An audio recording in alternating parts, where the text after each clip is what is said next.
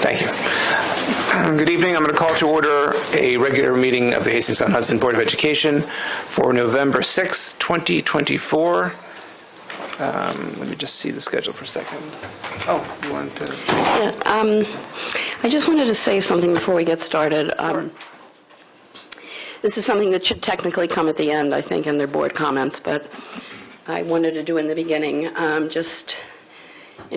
because of some people who watch meetings, and not everybody comes to meetings and stays to the end. So I wanted to just give an apology to the board and to the public, really,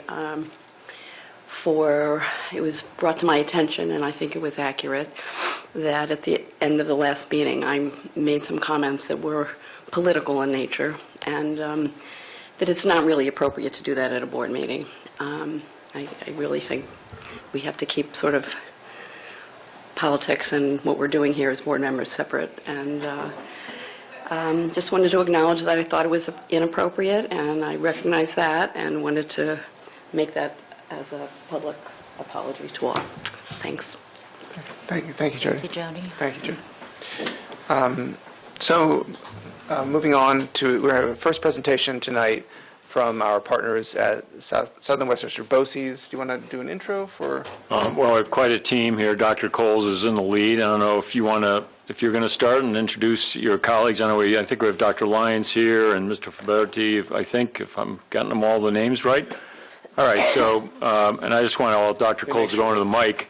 I want to thank and compliment Dr. Coles, Harold, as I call him, and his team, because going into my fourth year here, coming from out of state, knowing of BOCES, I do say it's an incredible value to this state that we have that structure and process, an immense amount of shared expertise, talent, resource, and all the rest. It makes a great difference to both me as a superintendent, but certainly the team here, our teachers, and all the rest, and we have individual students, most importantly, benefiting from direct service and work within the BOCES program and framework. So go ahead, sir. Yeah, I want to thank you both, you and your board president and the board, for allowing us to come. I know we had this conversation several years ago, and when you first came on, Dr. McKirsey, and I think that you pretty much said what we're here to talk about, and I think we wanted to share that good news about the work that's being done with students that come from Hastings-on-Hudson and the support that we provide for them and what you allow them to be able to do and how they are able to grow.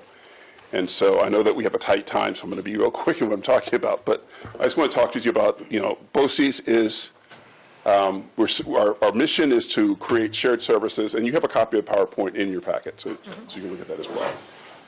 BOCES is here to service the districts here, and I think that BOCES was created so that school districts that could not provide programming for themselves could join in a form of a COSER, which we'll talk about tonight, to be able to come up with a cost-effective and efficient way to be able to work and service in children. Initially, it started with special education students, but it's advanced to CTE students, and there's other things that you'll hear tonight, other avenues that we actually can perform and support our school districts in our component region and providing supports for. So I'm not going to get into all that, but the mission is we're here to service and support you. And we're committed to creating an excellent relationship with you, and we're committed to trying to come up with ideas, generate thoughts that help us to better service you in the work that you're doing. And as technology and everything evolves around us, we want to make sure that we're staying current with what's happening. So I rely upon the superintendents connecting with us, providing feedback along the way. BOCES was created in 1948, and there's 37 BOCES currently now in New York State. I'm one of 37 district superintendents. The role of the district superintendent is to work as a liaison with the Commissioner of Education, and it also is to be able to support the school districts in the work that they're doing. I think that some of the things that are part of the job that BOCES superintendents do is we work with supporting boards. We also help with boundaries and kind of questions that might occur, but also helping with developing relationships with the community as well, and looking at coming with resources supporting. As I said, there's 37 BOCES. BOCES are divided up into 12 different regions called Joint Management Team, and those Joint Management Teams have a regional information center that works with us, and we have our executive director overseeing our BOCES region, which would be Rockland, BOCES, and part of Westchester BOCES and Southern Westchester BOCES, and are housed at our BOCES, but they service all three over the region. And they provide educational technology, which we'll get to later on. We also have, and we should talk about something as far as the responsibilities of district superintendents. I am the conduit and liaison with the commissioner.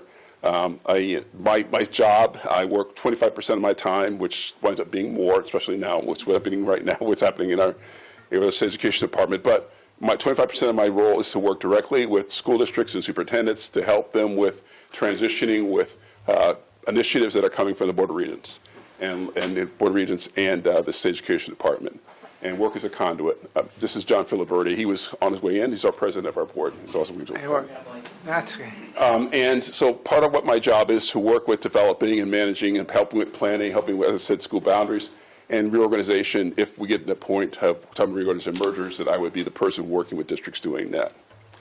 And so I want to pass it off to, because I want to make this really quick, because I know that we have a tight schedule that we're working with, to James Grotto Jr., who is our He's assistant superintendent for educational services. I think I just want to. Great first slide. Thank you, Dr. Coles. I hear it's coming, yep. Hi, how are you? All right. So, as Dr. Cole said, I'm James Grotto, the Assistant Superintendent for Educational Services. So we partner with you. We've had a long-standing partnership with your district. We used to have in-district classes in this building until you did your renovation, and but it's been a long partnership. But my role is to just give you a quick snapshot of CTE, Career and Technical Education. You have 10 students in our programs. I don't know which programs offhand, but we have quite a host of programs. And as a board member, you might be wondering about outcomes for your students. If they participate in a 2-year program, a CTE program as juniors and seniors, if they choose to come to us for a half day, they come back to their own building for a half day, AM or PM, but what's next? So they are on a path to either going directly into the field, or they're on a path to go to college, or to join some apprenticeship program. And so they're getting the experience, depending on their program, work-based programs. So if they are in cosmetology, for example, or culinary, or automotive, or veterinary science, any of those programs, all of those programs have embedded credit opportunities. They can earn a math, a science, or an English credit while they're there. And they also get work-based opportunities. So there's growth from your district. You've sent a few more students this year. So just wanted you to know that you do have 10 students participating in our CTE program in Valhalla. And there's a lot up on that slide, which, as Harold said, we're not going to take a lot of your time, but it's there, and we certainly are open to questions if you want more information, particularly about CTE, because that's a program that is really appealing to a lot of students and their families, not just the kids, but parents love those opportunities, right? And there's opportunities for your students. We have 8th graders visit every year, 10th graders visit, and your district does participate in all those visits. On to special services. You only have one student with us this year, which could be perceived as a very good thing. You're supporting your students in your district. So, but we do have a whole host of support programs for students with special needs, from autism to all kinds of multiple disabilities. So we have those programs available, which you're familiar with, and your administration is definitely familiar with.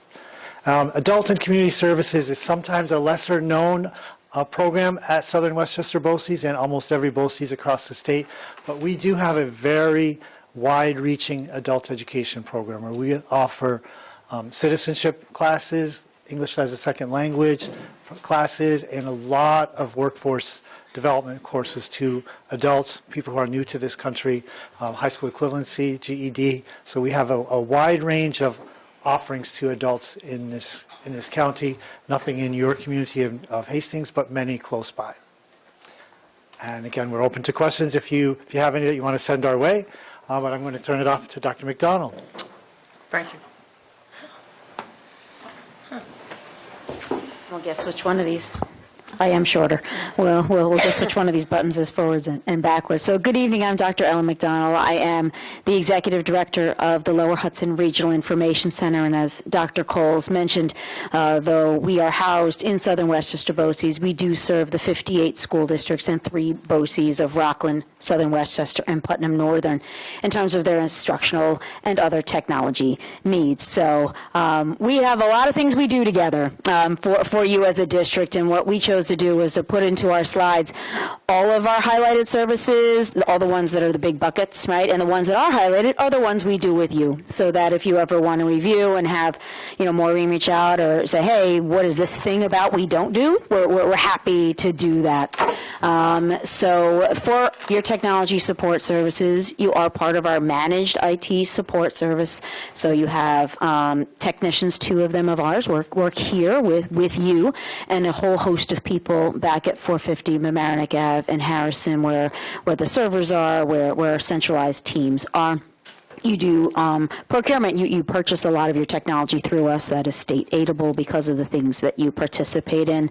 Your wide area network, your internet, your phone system, VoIP is voice over IP. That all comes through us. We also have you in our data centers, so we are your cloud, right? We're your off-site place where your servers are, including an entire remote backup in another location that you get through us.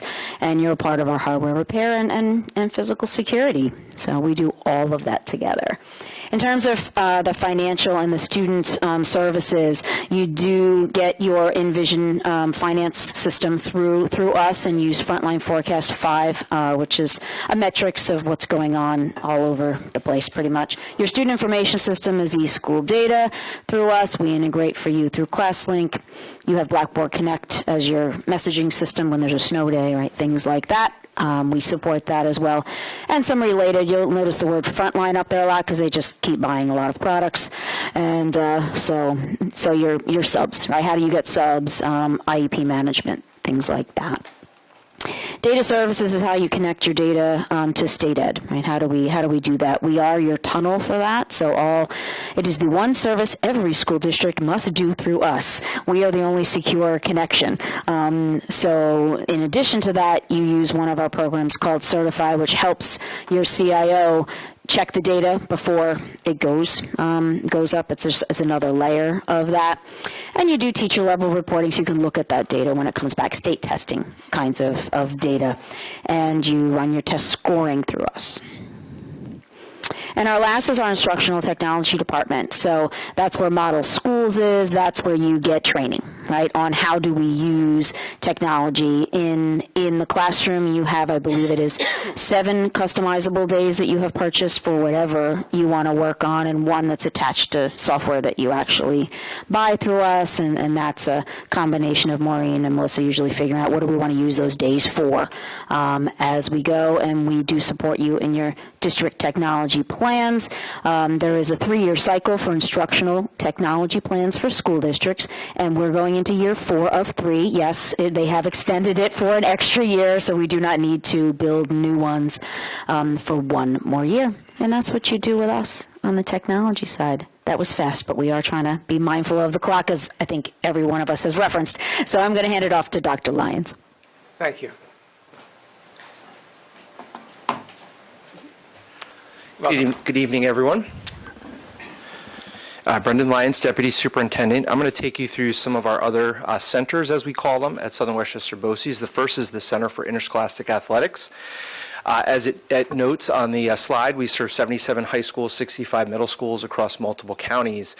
If you think about, just for perspective, if you think about all of the schools, all of the teams here at Hastings, take that and spread it out across 77 high schools, 65 middle schools, all of the competitions, all of the teams, girls and boys, multiply that out, whatever that equals, every one of those games needs to be on a schedule and needs to be officiated.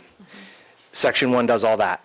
So they coordinate all of the scheduling for the teams, get that all set at the beginning of the season, handle makeup games, changes in schedules, et cetera, and then in addition, make sure that those games are officiated. We handle the entire officiating system from hiring to payment, et cetera, all through the Center for Interscholastic Athletics. And as is noted up there, we also coordinate some software offerings for sports registration, medical clearance, all things that you're probably familiar with, video analysis, concussion management, et cetera. And also, we serve as the office for Section 1. So the state divides up its athletic groupings into sections, and we are considered Section 1. 36 championship events each year that have to be coordinated, so off-site, not necessarily in Westchester County, all over the Tri-County area, and sometimes all the way up across the state. All of that is done through Section 1. So that is our Center for Interscholastic Athletics.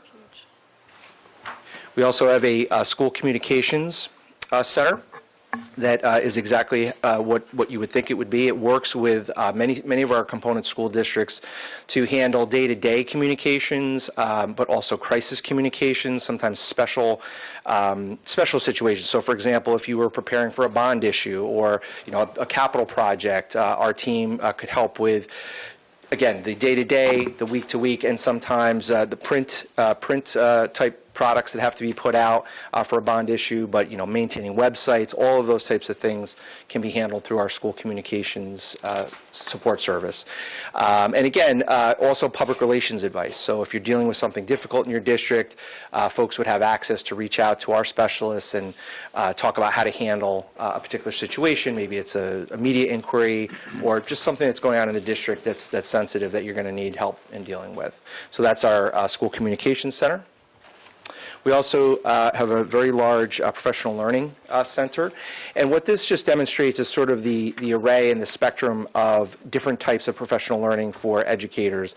And it can range anything from sort of very low intensity, very, to use a pandemic term, asynchronous, right? I go on, I get, right, and I walk away, right? Hopefully I learn something from it. It can be as short as 15 minutes. It could be a quick podcast, et cetera, all the way to the right, which we consider high intensity, where we're taking folks and they're embedding into your school district. They're working with your teachers and your staff day to day, week to week, and really providing like on-site support and everything in between.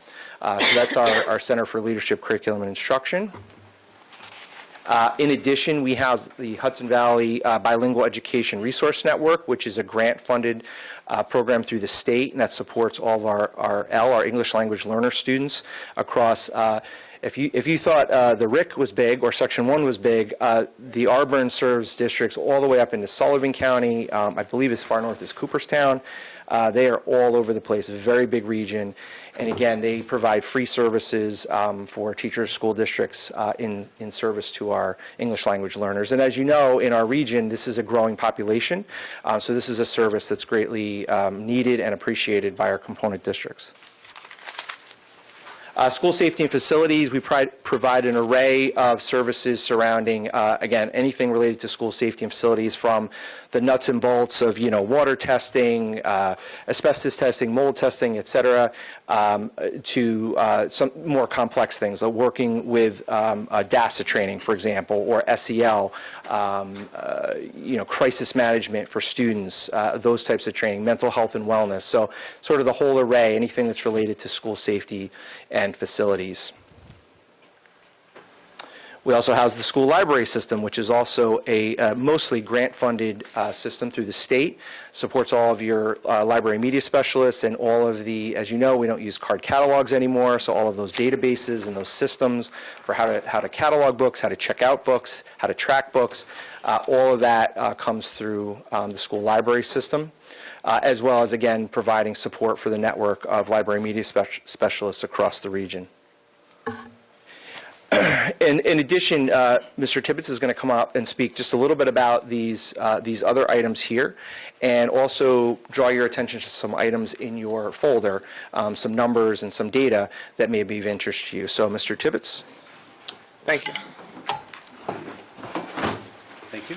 Good evening. I'm Steve Tibbetts. I'm the Assistant Superintendent for Business and Administrative Services at Southwest Bossies. So as Dr. Lyons said, we do offer transportation services, primarily vehicle maintenance. The district does not participate in that service currently, but if you ever have a need for O&M vehicles or some of your maintenance equipment, we'd be able to fix that stuff for you.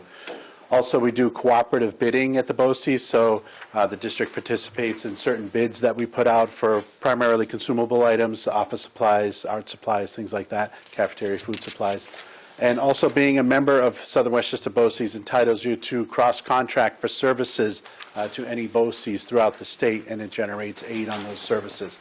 So by being a component, you can purchase services from any BOCES, any of the other 36 BOCES throughout the state, which is part of a cross-contracting process. Within your packets, I believe on the left side is some financial information, a lot of numbers on the page, but essentially what it shows is the district's purchases over the past 5 years by our centers that we call the BOCES or divisions, and just the purchases by the district as compared to the services as total. So you can see the percentages of participation for Hastings, as well as the state aid generated on those services at the bottom of each year. And then the other page is a printout from our system that we use, our finance system, and it illustrates the approximate aid generated on each coaster that's purchased. So the furthest right-hand column on that shows what I call cents on the dollar. So a dollar spent generates that amount of cents of aid. So it varies by service based on the way that the aid is computed by the state, what's allowable, what's not allowable. So that just gives you an approximation of the aid that the district is generating per service. Our team would be happy to answer any questions that you may have. Let's open it up. Does anybody have any questions for the team from BOCES? Okay. Well, just a quick one, if I may. I guess we're not going to talk about it tonight, but I'm just curious if there might be an opportunity. I know that the topic of regionalization has come up. It's floating around a lot with districts. Oh, we were prepared, right? Harold stands up. Okay. I'll turn over to Harold for that. Yeah, it doesn't have to be tonight, but I know that, just talking to board members in other districts and in our own district, there's just a lot of interest in the topic. Sure. Yeah. So I think you have 5 more minutes, so Okay. I'll get done with that. So I think that let's go back in time to what happened last year when the budget was presented to the different districts. I think that if we had gone through with that process, with what was planned by the governor, several of our districts would wind up being very, very, we would have a lot of trouble with being able to run. They were looking at cutting programs. And the question was, how is this going to impact what's going to be quality of services in the state, let alone in our region? The commissioner wanted to make sure that regardless of what the governor does, that we have a plan that makes sure that every student has an opportunity to get a good quality education, no matter where they live. And so what she anticipated happening, I think that the governor was shooting, a warning shot across the bow, if you will, to let us know what is being forecast coming into the future, that there's going to be something that's going to happen with our current aid and how it's coming to us. As you're aware, that the governor wound up proposing someone to come in, and I think Rockefeller Center is actually doing a looking at the state aid formula. She gave them until December, which is a very short, truncated time to do that. And the governor, I think what people aren't aware of is the commissioner actually asked the governor for an amount of money to do a study that was less than what she was giving to the Rockefeller Center, to be able to do the study and do it so it can be done the way it could be onboarded, so it didn't happen immediately. But actually take time to be able to look at the formula and get feedback from everyone as to what the different factors that go in, but have time to do that. I think it was a 2 or 3 year window that she's looking at. And we got it, she said no, and created this window of 6 months. Ooh. So I think that the governor, in her plan, we're assuming that something's going to happen with state aid going forward. And what that means could impact, safe harmless. It could impact other things as well. And so the commissioner wanted to look at how can we look at creating a regional mindset as to what are the strengths at each one of our districts and what are the challenges, and come together as a group and figure out how we can wind up working together. The plans that are being proposed are all volunteer. The plan in itself, the question, some people say, well, why are we being made to do this? I think the only thing that is being asked of the superintendents and the board is for the superintendent to complete the form. And we have support here from the Regional Information Center. They put together a good tool to be able to do that. And we have some of our staff members are ready to help the school districts when they get to the point of doing the reflections, to be able to have them sit down with them as thought partners to help them with that process. That's the first part. The second part is come to the meetings, participate in meetings that are going to be made to talk about what we are going to be using, looking at the information that's gathered from all the different plans, and participate in that process. Those are the asks. Districts aren't being forced to use their resources to do things. They're not being forced to join a group, or they're not being forced to consolidate. That's not even on the table. The governor's trying, or the commissioner's trying to figure out how we can come together as a group. We can put everything in front, like put it on the table, and say, okay, how can we work on this as a group and help make sure that we're doing by all the students in our community. And so that in a nutshell, that's what it is. And I'll give you some information that I can share with your superintendent to be able to share with you. It is a PowerPoint that the commissioner put together that helps with the information that's specific to Westchester County and answers questions that have been raised by some of the superintendents in the region as well. Yeah, and so Dr. Coles, I've shared that with the board, if that's one you'd shared earlier. Well, there's a new one. There's a new one. There's a new one I've shared. All right, new one's even better. So, I mean, you've been working really hard to keep us informed as supers in the region. Appreciate that. You've also been fielding a lot of somewhat direct questions about the whole thing, so I appreciate that. Board, I've informed you in the various memos you get from me about the instrument that Dr. is speaking to is quite substantial. It's maybe 80 pages, single-spaced. Yes, yeah. So we will chase down that instrument. We appreciate the extension that was given statewide on that to December. We are working on that. I don't know if you are questions, if you want, because there is some question about the relation to the Blue Ribbon Commission. Yeah, I yeah. don't know if you want to just connect those piece. dots, given this is big stuff, and it'd be helpful.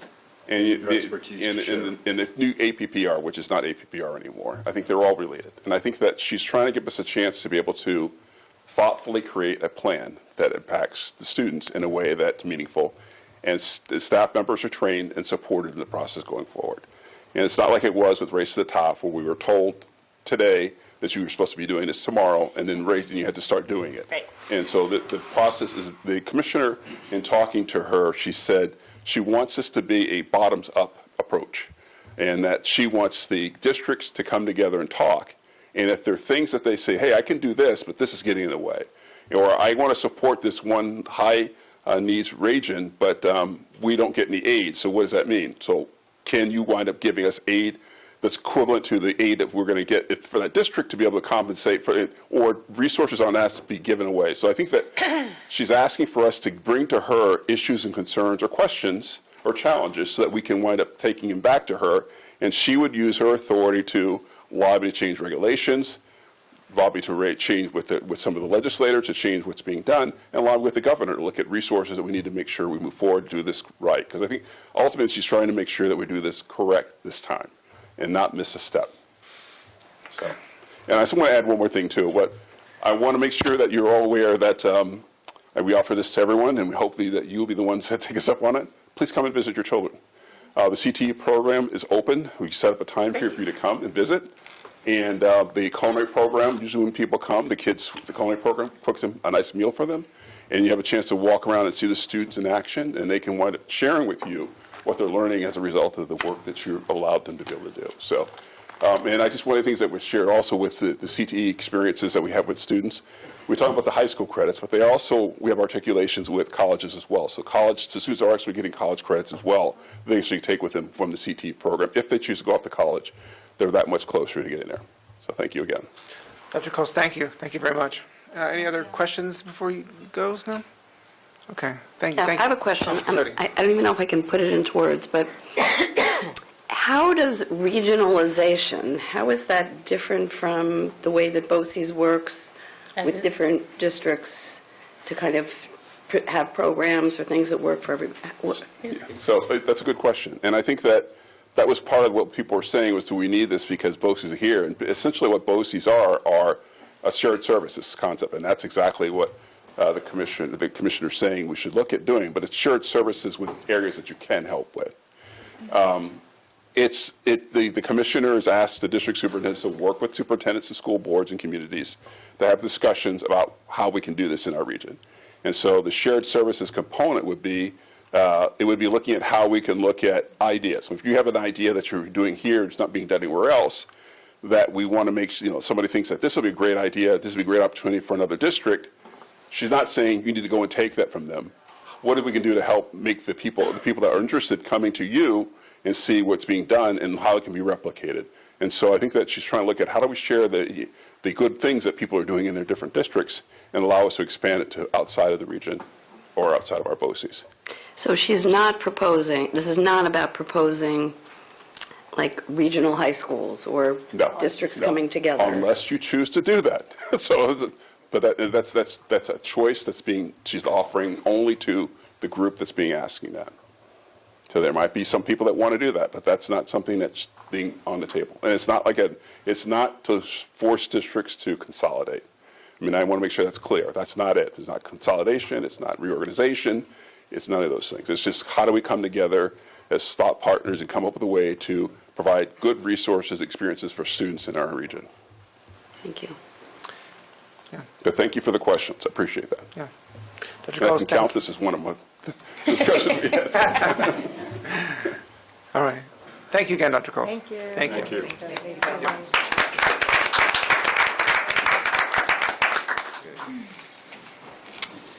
All right.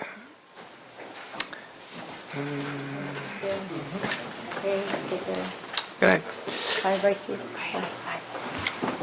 Moving on, we're going to have a presentation for the proposed athletic field improvement at Burke Fields by Land Associates and LA Group. I'd like to welcome Matt Mildenau, Danielle Farrell, correct? I'm sorry, we don't. Hey, I'm Bob Kernan. Bob Kernan, nice to meet you. You're from LA Group, right? Yeah. And is this? Yes. It's live? This is. Yes. Live it is online? live, Yes. It's now live online, yep. Yes, it is live online. You may have to refresh your computer. Oh, no, it is. Okay. Now I see it. Yeah. So, welcome. Oh, we have it here. Okay, let's see.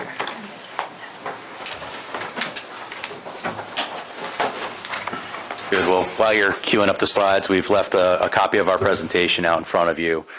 There is a lot of detail in it. We're not going to read slides. There's plenty of information in here that we may not cover, but the intention is we'll cover the 30,000 feet, and if we need to get into the weeds with you, please feel free to ask questions.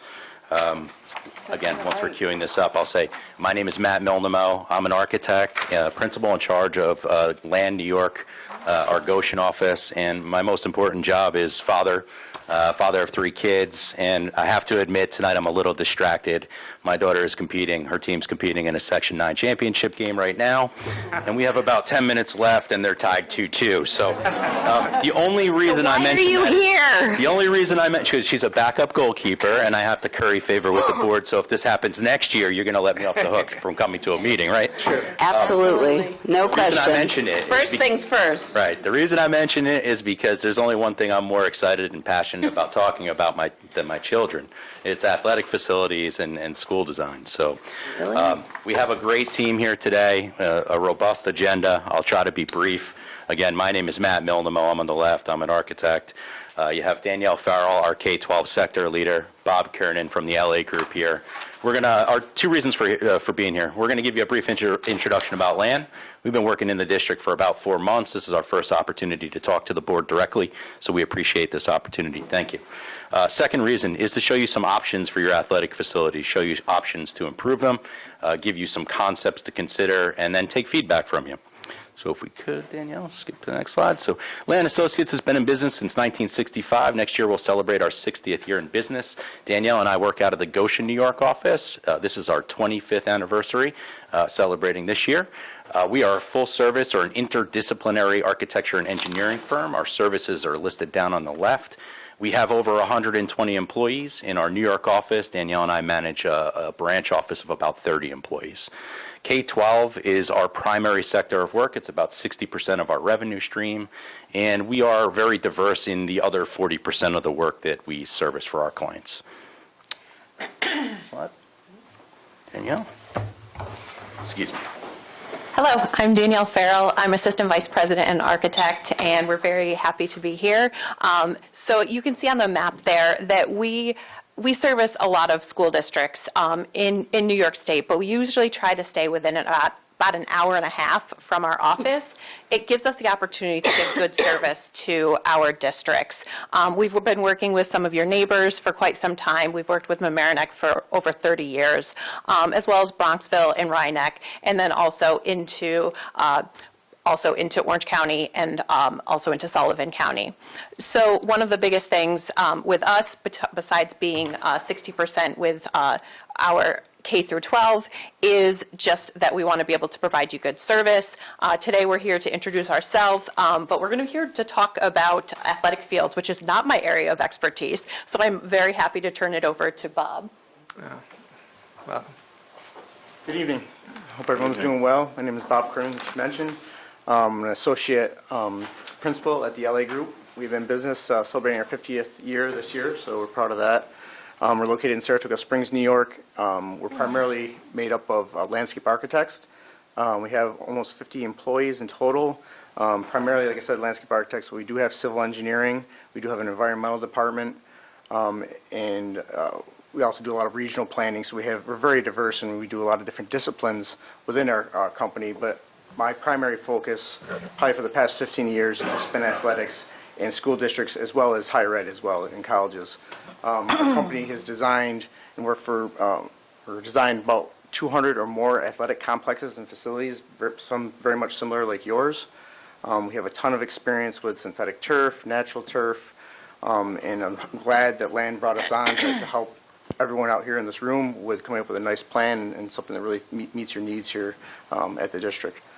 And that's all I have to offer at this point. Thanks. So we wanted to give you a little bit of an idea of our team experience, both LAN individually and the LA Group, and then also our experience together. So two examples that we have here are two field projects that we've worked on in Orange County. One is actually in our hometown of Goshen, where we put a synthetic turf field and a new running track, as well as a 1,500 person grandstands and a field house.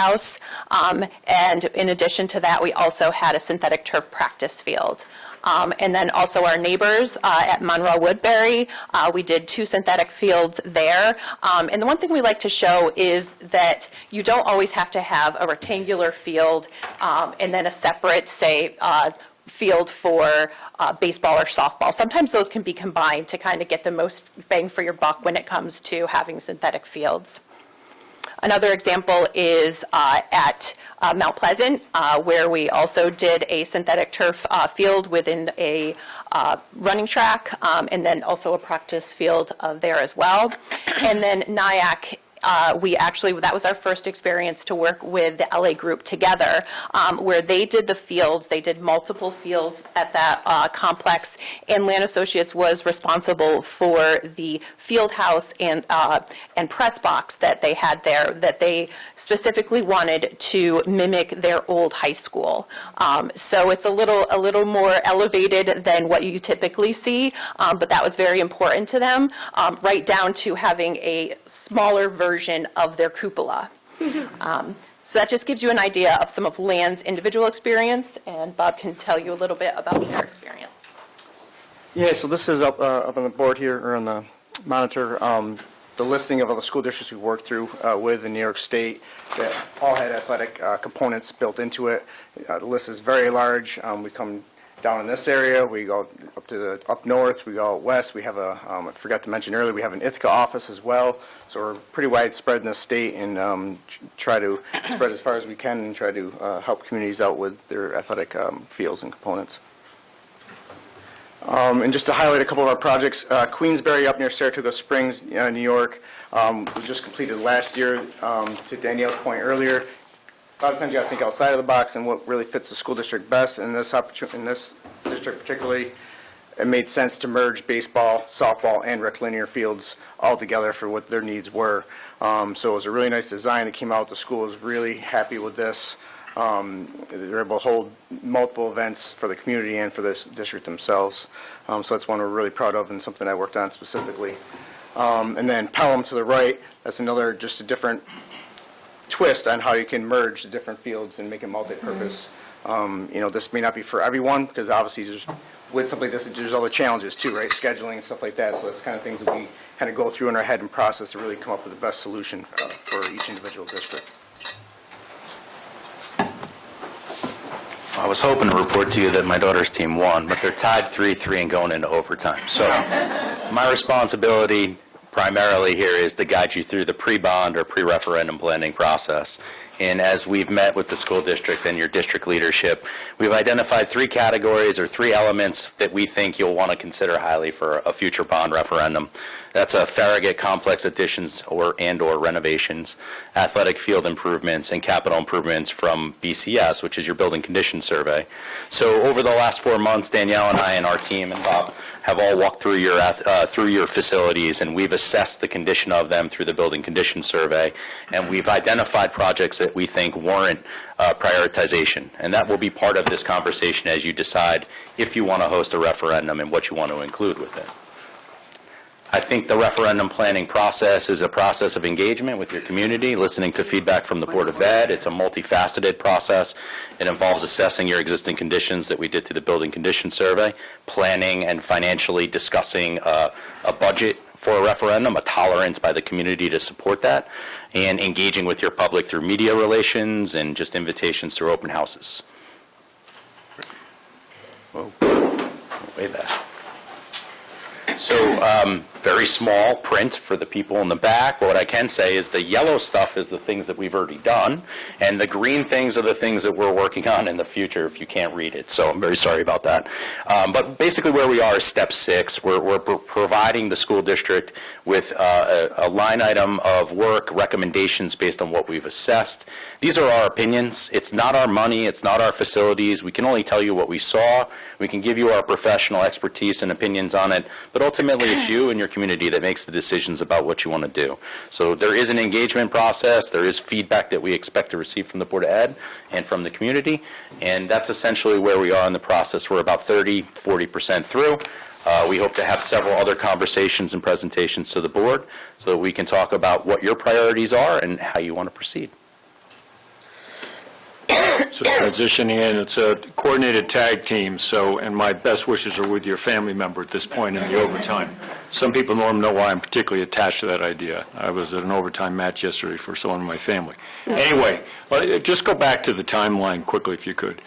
What LIN has brought us very, very importantly is structure and framework to how we think about this. So several meetings ago, board, we put into the public their version of this. This is now an updated version, because it was essential to me working with you as a board, and then Maureen and me and the whole team, and then working with the entire community to make it very clear where we are, where we're headed.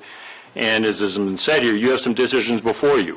We're bringing you information now into a public setting, conceptual, that will get refined down as this timeline shows. This isn't a public record. It's posted. You all can go back and read the fine print. Please do that. This slide is especially important, laying out our timeline, what's required, when the costing will come out, all the rest. Let me say here that we are, as administration, highly sensitive to balancing the ability of residents to pay and the needs of this district. We have to find that right balance, and that's been my commitment. It's my career commitment. I want to bring that into Hastings. Let me now do the tag team here. Drew Wendell, in great work, has put together 6 slides. I'm the voice on those slides. There's a lot of detail here. If you've been in meetings with me before, I don't read slides, but we have very detailed slides because it's now in the public record. We can come back to that.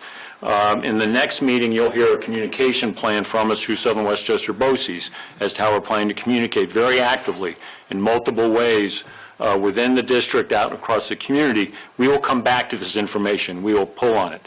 But slide 14 speaks to the basic facts of the fields we have, the 8 of them and what they're used for, what the type of field is.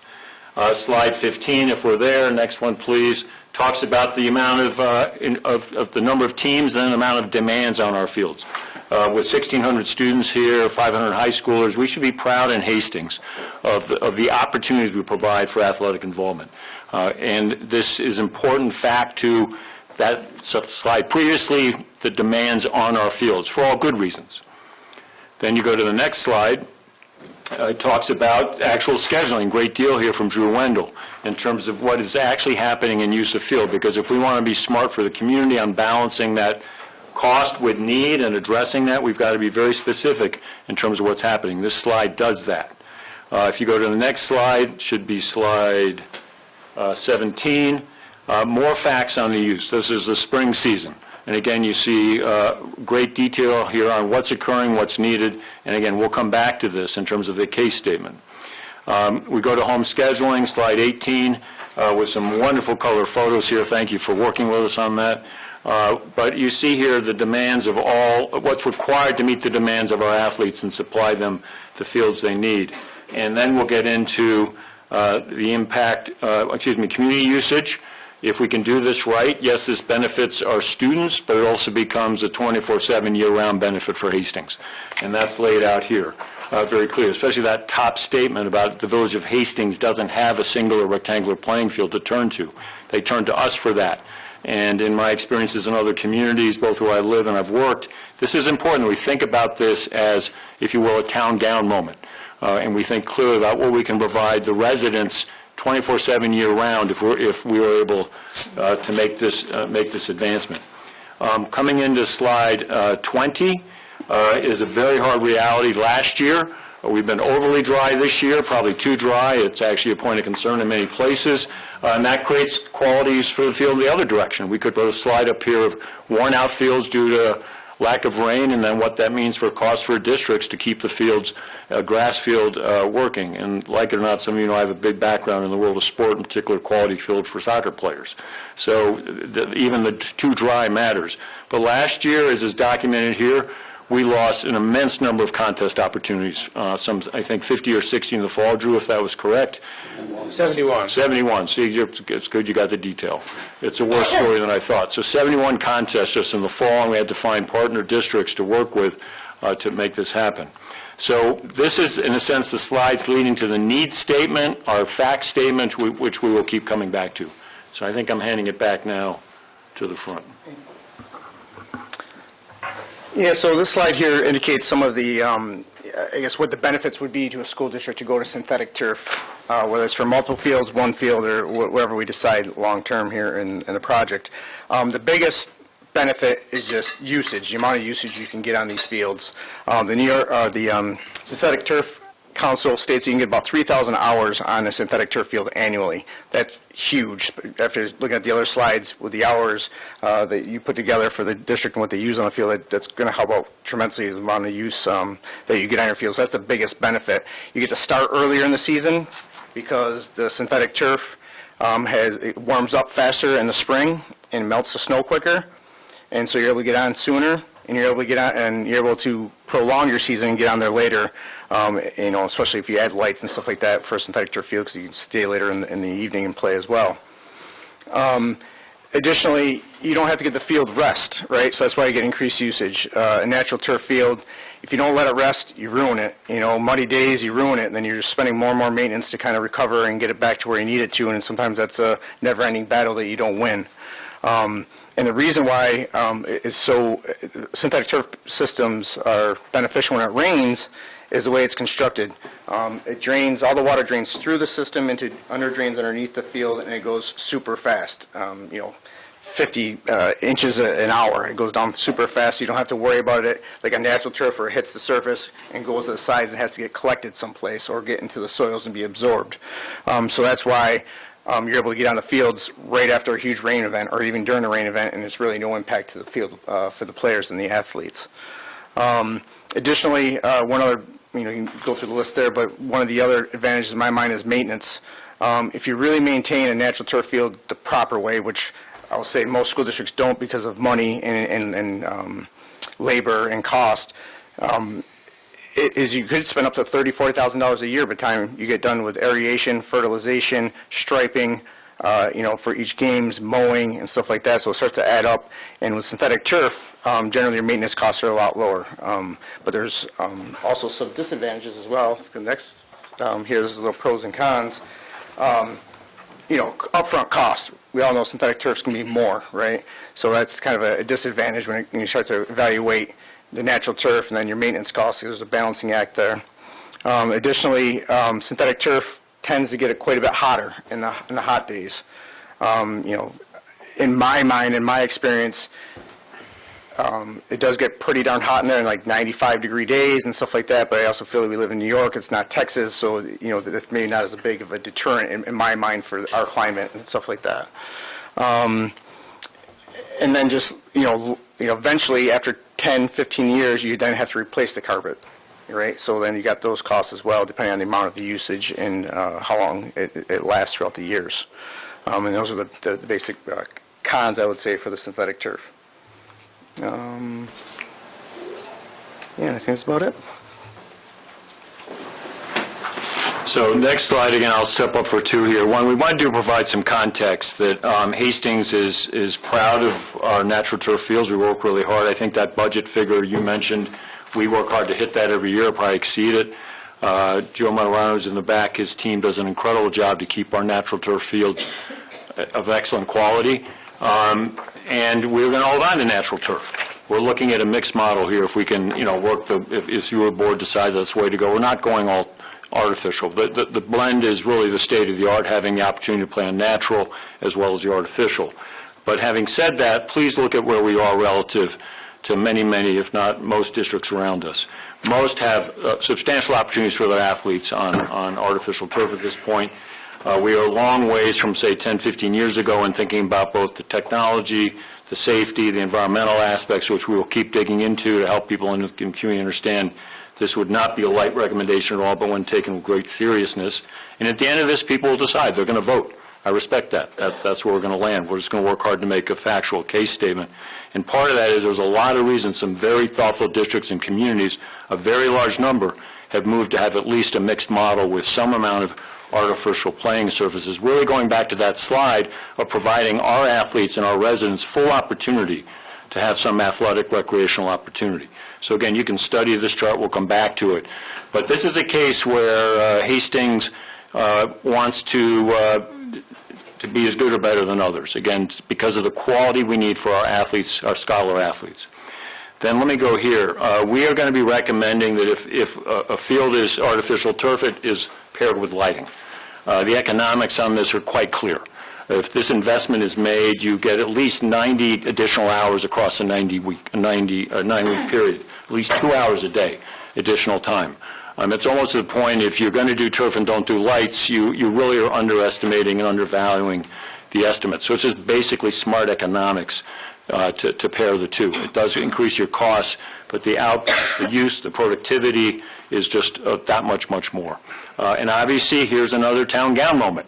As you think about putting lighting in, you have to think about the area residents.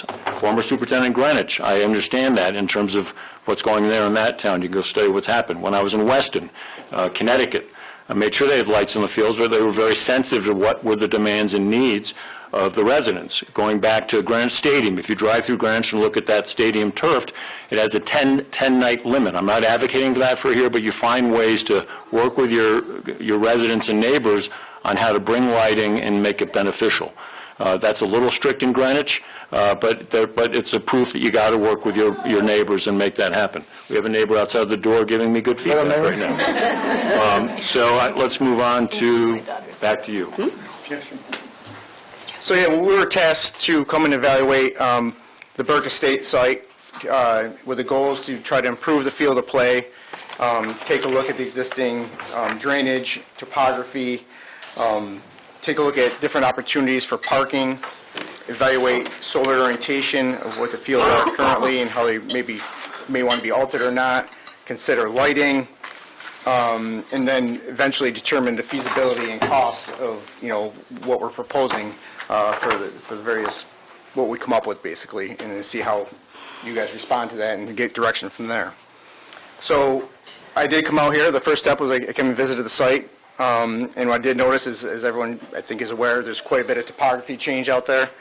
So it was kind of a unique characteristic. I mean, other schools do have topography as well, but it was interesting to see how you guys capitalized on the tiered system, if you will. So it's something I was definitely picked up on. I did notice that your solar orientation of most of your fields is correct and where it should be, so that's a positive as well. The turf quality, I thought, was pretty good as far as the grass growing. You know, I can't say, you know, the rain dates and stuff like that, how it's draining, because I wasn't there when it was raining and whatnot, so that's something, if we keep natural turf, something we'll further explore to kind of come up with remedies and make sure that things drain more appropriately.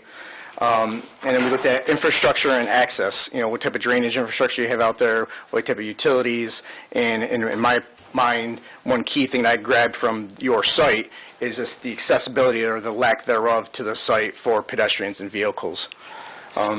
And so, Kind of the way it is. after visiting the site, doing my site assessment, talking with some of the stakeholders that are here today, we came up with just some really raw options for consideration. And then once we came up with those, we reviewed them with stakeholders, and we kind of refined them a little bit.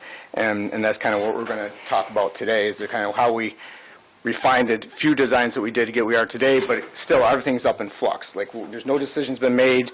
We're showing synthetic turf and natural turf because we felt as a team that that's the way we should provide some kind of natural fields along with the synthetic turf. But it doesn't mean we can't change things. You know, if you just a study at this point and very conceptual as we move forward. So you can see some of the work we did there, although it's small. We started with the site observations, and then we generated a bunch of field concepts. The one thing worth noting now here is I did notice that it seemed like all your sports activities were here at Burke, except for the running track. It's over at Reynolds and your football team. But I did notice that your softball field was all by itself in a different location at the elementary school. So my initial envision was, well, geez, if we're going to do this master plan thing here at Burke, maybe we should just try to incorporate everything here and provide one big facility. Now, that may not be for everyone, but that was just my initial take on the site. So I just wanted to kind of set the stage there for some of the reasons of why we came up with the designs that we did. So this is the first, one of the designs we came up with, option A, we'll call it. This works better than the other design where we're working with the topography more than the other one will. So we have, starting with number 1, the baseball field where it is today, keeping it natural turf, but providing upgrades. You know, new dugouts, new backstops, probably repairing the wall that goes around it, but pretty much leaving it where it is today. Area number 2 is where you have the practice field now. And again, my vision was bring softball over here, so it kind of made a natural fit into that zone of where the practice field is there. So I'm just showing it there, and that'd be a natural turf field as well. One thing to note, the solar orientation, it's not ideal, but it's something that, you know, just early on, we can flip it, we can change it. And again, nothing's set in stone yet, but again, just wanted to try to get that facility here. And this option, where your upper field is, number 4, that would be your primary field for football, soccer, your bigger soccer field, your bigger stadium that has a press box and a grandstand of about 500 seats. And then you enter in from the top, and so we'd have like a little parking lot maybe at the top as well, because I feel that you're going to need parking, and I would argue that probably we're not showing enough at this point in this concept. And is there something, again, that we need to determine and kind of figure out as we move forward? But just wanted to get something on paper to kind of get your feedback on before we move too much further this design. And then field 3 would be a little skinnier of a field, just because you have some constraints there. But again, it would be at the lower elevation, so we're keeping the tiered system in this design. So 4 is up high, 3 is down low. And there'd be a new wall, because it can't fit within the same footprint. And that could either be synthetic turf, as I'm illustrating today, or it could be natural turf as well. The reason why we thought we'd go synthetic turf in this option from field number 3 is partially because if you do field lighting in number 4, you have lights that are now in between the 2 fields, and you can piggyback up on those same light poles to get lights on field 3, although you need some on the other side. So there's some, maybe not savings, but there's some reasoning for behind that approach. It also provides maybe more opportunities just for usage, right? As we said before, you get a lot more usage of these synthetic turf fields, so you can play games simultaneously in different events. And also, that would be a little bit more narrow, so number 3 could be more for JV sports potentially, especially when it comes to soccer, and maybe the number 4 area could be for your varsity sports. So just a little different ways to look at that. This option maintains the existing access road in where your existing bathrooms are. I'm proposing a little bit of turnaround up there and widening the pavement, and the reason for that is for emergency vehicles. We're gonna need to provide turnarounds for ambulances and fire trucks and to meet code and stuff like that, so that's where the designated areas for now in this concept. And it also can provide an opportunity to drop people off, whether they have disabilities or just for convenience. And then, like I said before, the parking lot would be cut into the hill there a little bit, and that'd probably be for people, for accessible parking and maybe VIP or something like that, because there's not a lot of spaces there. I think 22 I mentioned there. And just go back one more second. Yeah. I can't say it enough, and I think you guys realize stormwater and drainage is a lot. It's a big ticket item for any design, especially when it comes to synthetic turf. So number 7 area there is a designated area that we got to start thinking, even in these early stages, about stormwater management and detention ponds, and how do we treat the water before we release it back into the wetland or the woodlands and the surrounding areas. According to per New York State DEC requirements, they consider synthetic turf fields impervious, so just like a parking lot, if you will, even though it does go drain down through the stone, so we have to treat that water in order to meet the regulations and detain it and slow it down. So the water comes down a lot faster. That means we got to slow it down someplace, and generally that means we need some type of detention basin to slow it down before we release it back into the nature. So that's option A. And this just shows some examples of rectilinear fields that we've been a part of that have been successful, and just give you a sense of what they would look like. Yes? Could I ask you just about the soccer fields, the 2 different sizes? Yeah. And you mentioned JV versus varsity. I'm still on the AYSO, like 10U and 12U. Like, what do you? So who does this meet? It can meet any of them, but typically when you do synthetic turf, because you're paying for it, right, it's a big upfront cost. The maximum field size width is 225 feet. Right? This, what I'm proposing here, is 200, just because you have these site constraints. And that's generally like what we try to shoot for, at least 200 for varsity sports. Now, number 3 in that field, we can't fit it in there just because of site constraints, so we need to narrow it up a little bit. So 200 is a pretty good distance to run. So for younger kids, it may be better for them to use that, or at least wouldn't be.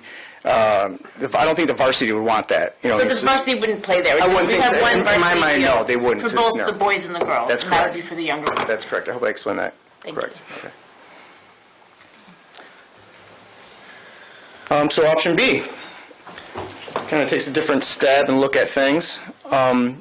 This option does not capitalize on or use the existing topography. We basically blow it out. So field area number 2 there would be a multi-purpose baseball field that overlaps with the rectilinear sports in the outfield.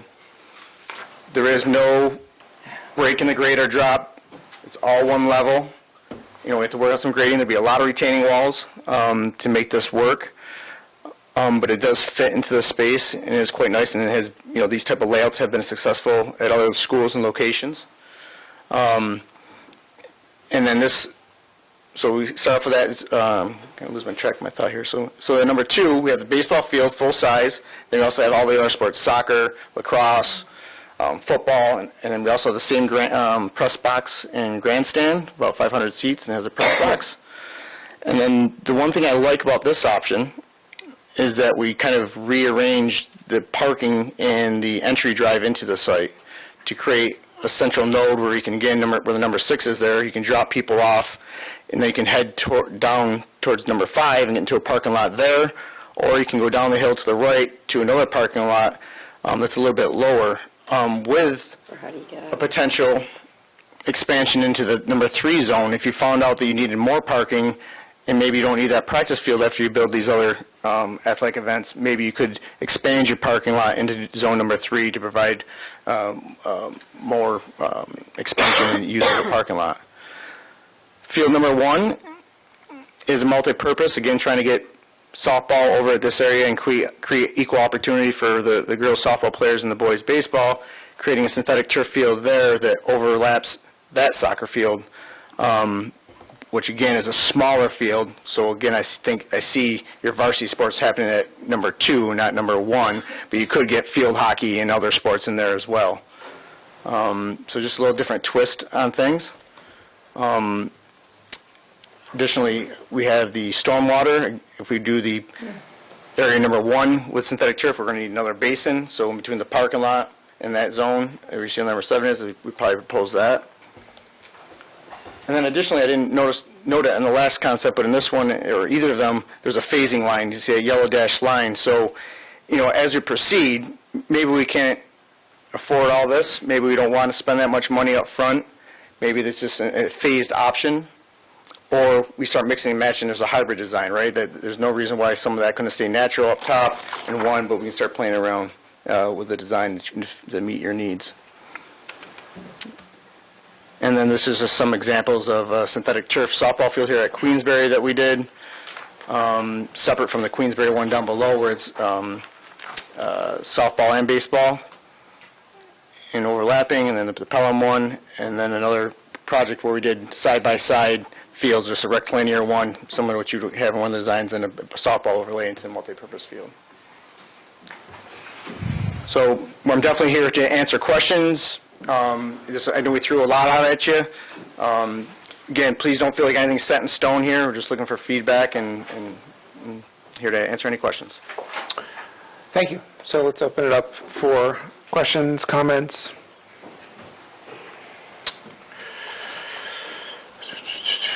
I have one question. I guess might be more appropriate for Drew, but with regards to like softball on artificial surface, like where do coaches stand with that? What's the viewpoint of, as opposed to having a natural field? What are the benefits would be from moving it from hillside down here? Well, the benefits would be that if we were able to put softball with baseball, we could have multi-team sport events, and softball wouldn't be out on their own. So it'd be better for the community and for their field. Turf is better for drain. Like we could play more on it because that's a big time to cancel games because after rain with clay and dirt, you have to wait like 2 days on big ones. The surface is faster, so it changes the whole game a little bit. But a lot of the opponents that we play against now have turf, so it just changes the game a little bit because it's smoother and faster. All right. Thank you. And I would just add to that. Through my experience, get it down. In my experience, it seems to be the districts are leaning more and more towards synthetic turf when it comes to baseball and softball. I feel like when I first really started getting into synthetic turf and athletic design 15 years ago, wasn't as much. A lot of people wanted to stay more traditional, but I think over time, and this is just me speculating, I feel like they're seeing the benefits of being able to get on those fields sooner and be on there later, you know what I mean? So I think that's why a lot of school districts are heading that way. Yeah. Could you talk a little bit about, on 22, you talk about the health concerns and how there's been a shift in what's contained into the synthetic? Yeah, so, well, there's been a lot of controversy, right, over the years, and I'm not a scientist, I haven't studied it, but I do know that just recently the EPA just came out with a statement saying that they see no link to synthetic turf fields to cancer. They've come out and said that, so they made that statement, which is a pretty strong statement, saying that it does not. Additionally, over time, in 2025, once 2025 comes, all synthetic turf fields, all the manufacturers have to make them PFA free. PFAS, yeah, free, but not totally free. The harmful ones have to be out. So they're making strides to make them better. Like you're going to have the PFAs in there regardless, but it depends if there's good ones and bad ones. But all the bad ones will not be into the systems anymore. So that's something that's changing right now as we speak. And I know one of the major manufacturers in the world, the biggest one, Field Turf, they've already made those moves and they're already free. So those are some of the things. And there's also alternatives to the rubber infill, and that's something the slide alludes to. There's different types of infill systems you can get if people are still concerned with the crumb rubber and recycled tires and stuff like that, which can be used. Can I piggyback on, I'm sorry, Judge. No, go ahead, come on. No, because that was sort of a question I had. So obviously, again, speaking off the top of my head, my sense that is in places like Europe, they have very stringent standards. Obviously, there are a lot of turf fields in Europe when I go in Italy. And so I sort of want to understand if, do we have the option to meet the highest standards, not just locally or in this country? Like, do we have an option with what's available here to meet standards that would be sort of the highest in the world, not to make it too hyperbolic, but does that make sense? I'll try to tackle that. Well, going back to your question, Catherine, going back 10, 15 years ago, they were using recycled rubber products that were contaminated with heavy metals, and they were putting that post-industrial waste back into the product line, and they don't do that anymore. So that perception and that risk was changed years ago, and the industry has changed. And as Bob said, there are great products that encapsulate the contact with the rubber. Your school districts that are surrounding you, 90%, maybe even nearly 100% of them, with the exception of Irvington, because we designed that field, have chrome rubber. So whether you use it, you're going to play on it. Well, yeah, because I just asked, because my kids play a lot of sports, and they come home with like a little, those little, that's Don't eat the rubber. it. Yeah, it's bad for you. But the most... From the dated fields. Yeah, I mean, don't eat rubber in general. I'm not a health professional, but I think that's obvious. But the contact is usually what we're talking about, not the consumption, right? So it used to be that the perception was when you contacted the rubber and it had a heavy metal material in it, and that could infiltrate your skin and you could get ill or develop illness as a result of that. We don't specify products that are not in the product stream anymore. And most of those issues have been resolved. There's virgin grade EPDM, which is a higher standard of product. There's encapsulated rubber and other products that you could use. So yes, I don't recommend going down the organic product route, which we did have an experience using that in Irvington, and because we used a coconut product by the encouragement of the school district, because they wanted to go the natural route and they wanted to use a product that had the perception of less health risk. It was avant-garde, it was contemporary, it was at the beginning of the usage. It also floats, and when it floats, it sometimes gets frozen in a freeze-thaw cycle, and then sometimes migrates away from the field, which we learned through bad judgment and good experience and wisdom, probably wouldn't use that product again. There are great products out there. They're used nationally, globally, and despite the aversions to the recent NFL movement of going away from synthetic products, if you had a $50 billion a year budget and you could replace your grass field every week due to the weather conditions or the usage of it, we probably wouldn't be talking about this. But because you're not in a land-abundant school district in Westchester and you don't have alternate fields to move your playing events over to, that's why you're seeing a movement and a trend in Westchester to go towards the synthetic route. So yes, there will always be risks. There's risk on both natural grass in terms of the playability and the athlete injury aspect, and potentially head and concussion or impact injuries. That exists on both options. And players typically adapt quicker to it than the parents do. So they will, you're still going to see injuries. I don't think there's a comparative analysis of synthetic over natural grass. But that's something that you have to consider, something your community will consider. It's a great question. We hear it all the time. Yes, Teresa. It's a big question in our community, what the synthetic turf is made of. And I don't know, do you know about the turf wars that were here in Hastings? We've been made aware of them. Okay, I mean, people are very passionate about it. It's called Turfgate, right?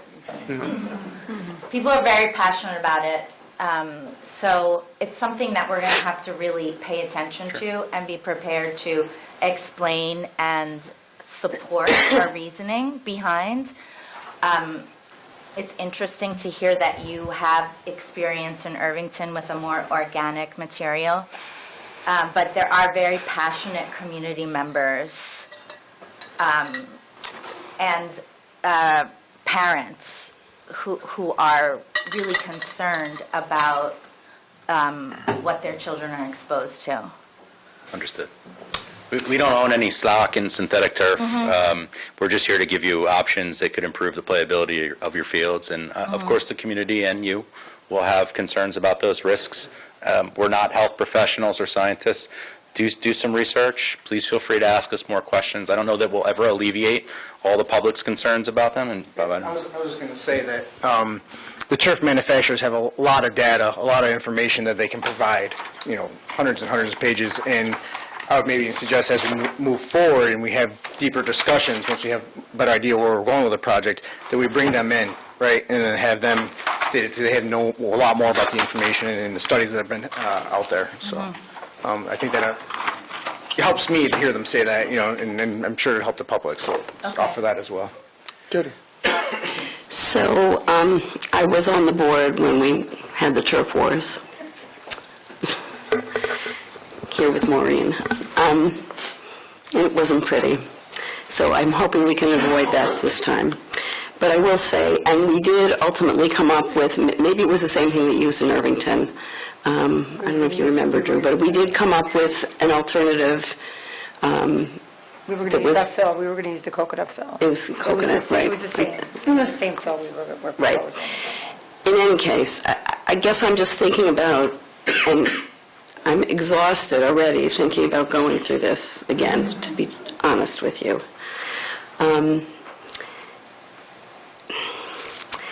I think we're going to really need to do a good job of really explaining to the community why we're doing this. And I think we need to go back and look at what we did before, because I think a lot of people are going to feel like, what are you talking about? We just did fields.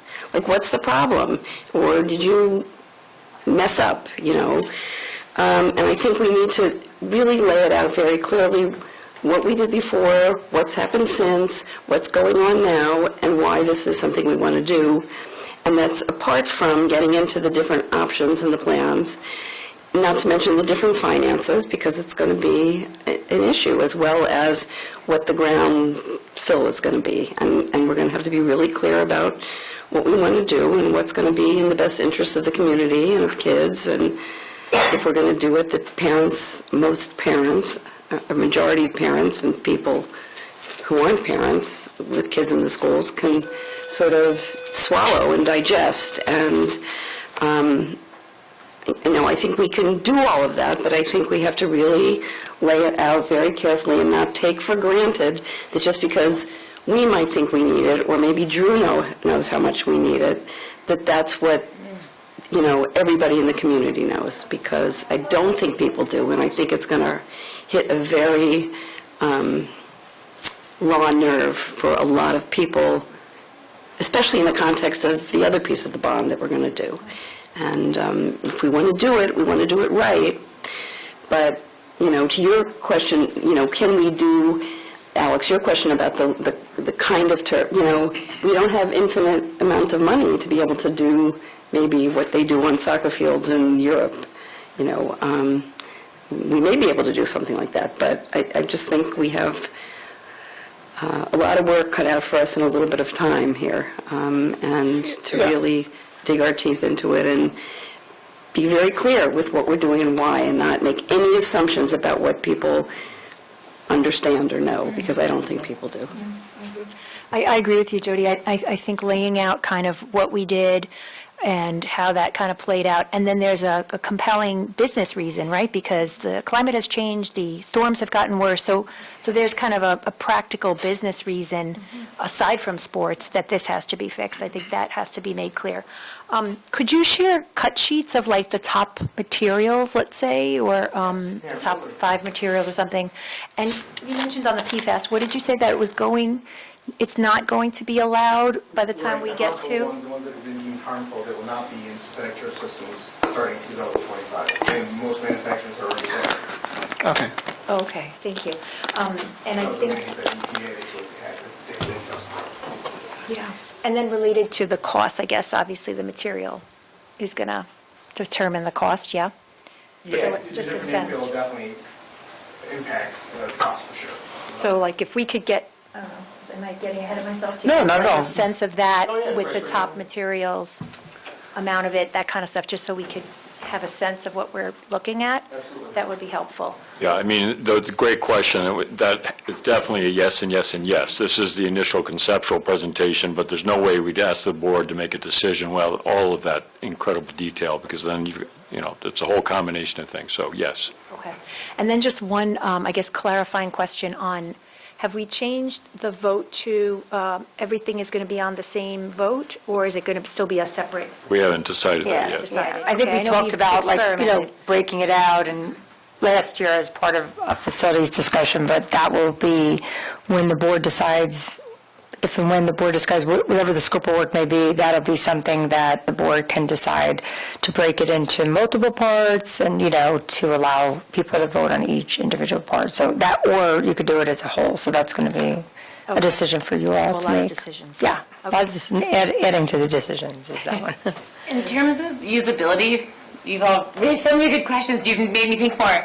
I'm looking at option B, and I appreciate that the football field will be... Option A. Option A, sorry. The football field and the softball field will all be in that area, and there'll be multi-use fields. But I guess looking at Drew, I'm like, could we have a markup of what a schedule would look like? Because I'm also concerned that those football games might trump, I don't know, field hockey or soccer or, what happens to the softball and baseball. So I'm kind of curious, how we'll manage all these teams in one place. Well, manage it, I manage it now anyway. Manage it now. I know, because This would give me- softball's up. Yeah, softball's at Hillside. football's elsewhere. It would give us another option to use softball. We'd have two fields. We'd still have Hillside that we could use for our JV or modified, even varsity games if we had to.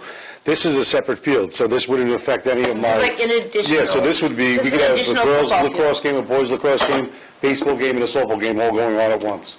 And then we could even have the JV games after it, all at Burke. And we also have Reynolds Field. So for in the spring, we have that field. So we have enough fields to have all these activities going on at once. Yeah, so, but it's an excellent question. We can come back and lay that out clearly, because that is a key gain here for creating opportunity for students. Yeah, and I would just have to manage it, The scheduling may be tough because football's only on Saturdays. But I could schedule games before that, after that football game, because especially with lights, we could play night games. We rent lights now for a week, which is a big cost. So that would be less of a cost right there, and then we could have that more often, which would bring the community together even more. I know the community loves it. It's just a lot of work moving all those lights back and forth. Right. For soccer we get it and other done. games. Yeah, football. If I'm going to do something for one sport, every sport's going to get equal treatment. That's just how I run it, and that's how we always run it. So this option right here gives us 4 games at once, plus the additional times where it could be 8 games or whatever going on. Thank you. And then what would happen, so with these new fields, the existing fields just get practice time, or what would happen, if the new football These field are is on here? the existing field. That's the backup fields, or? That could be a practice field for them. We could do modified games there. We could even go old school and go grass on a football game if we wanted to. They would be used, and we could even rest them at times now because practice could be shifted. Because ideally, I'm not going to be able to have every team on the main turf at every time. So we're going to have to do a rotating schedule, which is going to just be a little bit different type of scheduling. Because right now we currently have that we use every field at every minute, so that we have it. But now this would give us options to move and bump people around and have more access with fields, and these fields would be lined so we could play. The lower field, we could still play games on it. Soccer, he mentioned, is just bigger. They like bigger fields. Yeah. But they could still play a soccer game there, JV, and we have modified teams too. Field hockey could go there, lacrosse, every sport could play there except football, because we're not going to line it for football.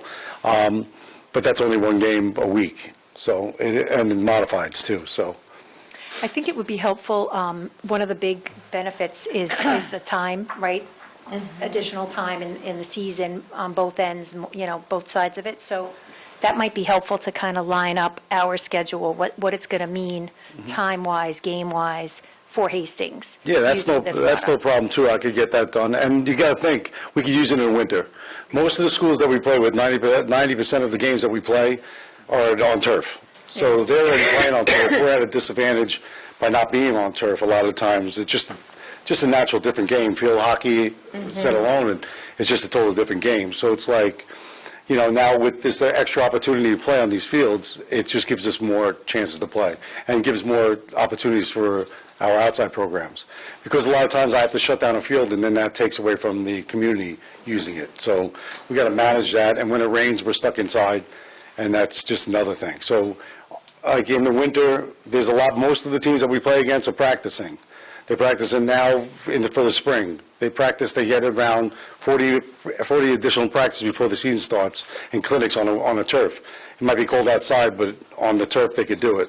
So here we're at a disadvantage every time with all the schools, and it's starting to show with just the way that we're competing against it. It's a lot different. State also the lights would be a big benefit here because you get that much more. You have night practices or evening practices. Yeah. Could I have one last? No, of course, sorry. of course. Just some school districts, if you can't have everything, you could have one field that has lines differently for the sports, and that could be what's used for, shared? Is that a potential? I mean, obviously, we want Absolutely, those. yeah. I mean, the field up there has different sports on it for sure, and a lot of school districts have the one field with multiple sports on there.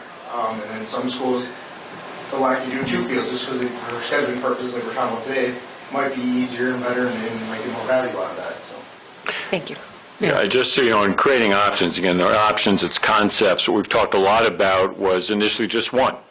And then the thought, let's just bring multiple options forward to you as a board. These kind of questions are excellent. The other thing we do have to keep a very keen eye on is equal treatment of all athletes across boy, girl. And if we don't do that, one, ethically, morally, we've missed it, and legally, we're also making a big fat violation. So that was the other reason we started to go to the two-field concept, and also there's some cost effectiveness there, potentially. Yes, you spend a bit more, but you may get a lot more back on that investment. But again, originally the thinking was just one with lights. That light relationship is really, really important because you're giving up a lot of investment time.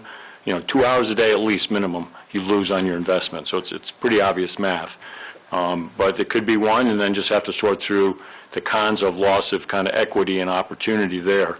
But these are all things, I'm keeping a long list of questions here, so we'll get back to you with sort of an FAQ for you as a board and begin to answer these. But just, Yeah, can I just comment, because to follow on Jody's question, sort of a point that you've raised is the idea of opportunity. I think we really need to look at the opportunity that athletics provide in the same way we look at what we provide academically. If we said to parents, oh, you know what, we have to bus your kid to a different classroom, sorry, we can't use the classrooms today. Or we say, oh, we have to end early because, we don't have lights. They would be up in arms, and there's a certain level of opportunity from mod to JV to the high school is a certain level of continuity and availability. I mean, we have 100 canceled contests last year that we moved. We have innumerable practices. I remember seeing kids practicing in the gym, sports that are not gym sports or on the blacktop, a lot of cancellations. The opportunity is being squeezed in a way that we would not tolerate in academics, let's say.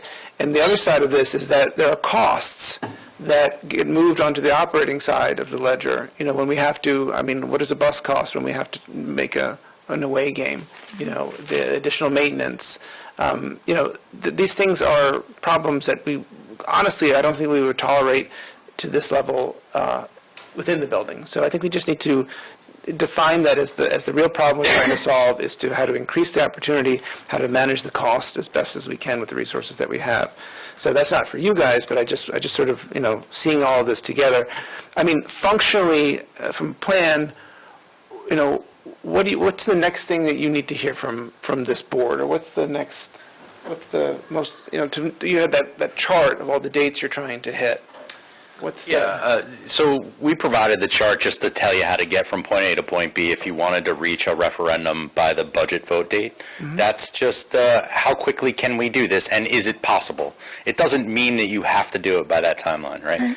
In terms of feedback, I think discussing what is the highest priority to you in terms of getting an athletic facility upgraded. I think Andrew has, conveyed to the board that losing 71 games, perhaps losing home field advantage, displacing student athletes are challenges that he's confronting. And so he's brought that to the table, and we've brought you options to resolve those challenges. And it's up to you to decide what you want to do next. But we need some feedback. Is it cost tolerance? Is it scope? Does it have everything that you want? Does it have too much? All of those, I think you need to understand what the cost of the project is. So obviously we need to provide you with some budgeting information. On the low end of these project scales, you're at probably $6 million. At the high end, you're probably at $13 million. So that just gives you a budgetary range. That doesn't mean that some of the, even at the low end at $6 million, there's options in there to reduce the cost. Do you need grandstands? Do you need a press box? Do you need this? Do you need that? There are options that we can discuss once we fine-tune where you want to land in terms of your program and where you want to land in terms of your budget. I don't think we're talking about budget today, but we can present a budget depiction with what you've learned from PBDW, what we've learned through doing the BCS, and what Bob and our team has determined in terms of your conceptual design for your athletic facility improvements. We can provide you with a budget document. You can digest that. You can tell us, hey, I can't see our community supporting this. We need to cut this down. We expect that. That would be It's not our money, it's your money, and it's your community, so we take our orders from you. Yeah, if you would put slide 12 back up. So I've scribbled down lots of questions around the athletic field piece. I think we could move with some speed or create an FAQ, start to get some answers on that. I mean, Drew's already done a lot of detail work on some of the scheduling, could update that. Then we could be talking on the cost scope. We could begin to layer in some cost scope, tying those together on the two options here to help you as a board understand. Can do a little more looking into what the content of the turf is, et cetera, just to give you some answers there, to kind of give a sense on that athletic field side. This visual is very valuable because the stuff all intersects. So then, that's a technical term, stuff. So for Farragut complex additions, we need to now circle back and begin to give you a sense of what those costs are. And Matt, if you heard him, just said those numbers they're also running, because this is the overarching group managing that whole process. LA to the side because of the field piece. If you substitute PBDW to that, you'd have the whole group right there, if you get my sense. So, but I think they're prepared to put together then what those early costs look like on the complex. VCS material is real. There's significant costs there because it could come, again, we're going to make the case, this kind of input on detail, history, all the rest. We've got to make it, we've got to lay it out, bring it out in lots of forms to people, and they're going to decide. You as a board will decide, then the community is going to decide. But let's say, don't go there, please, but I'm going to be an advocate on this, by the way, but the Farragut complex and athletic fields, if we can't do that, there's still quite significant work in that BCS to keep it in the bond category and keep it out of our operating budget.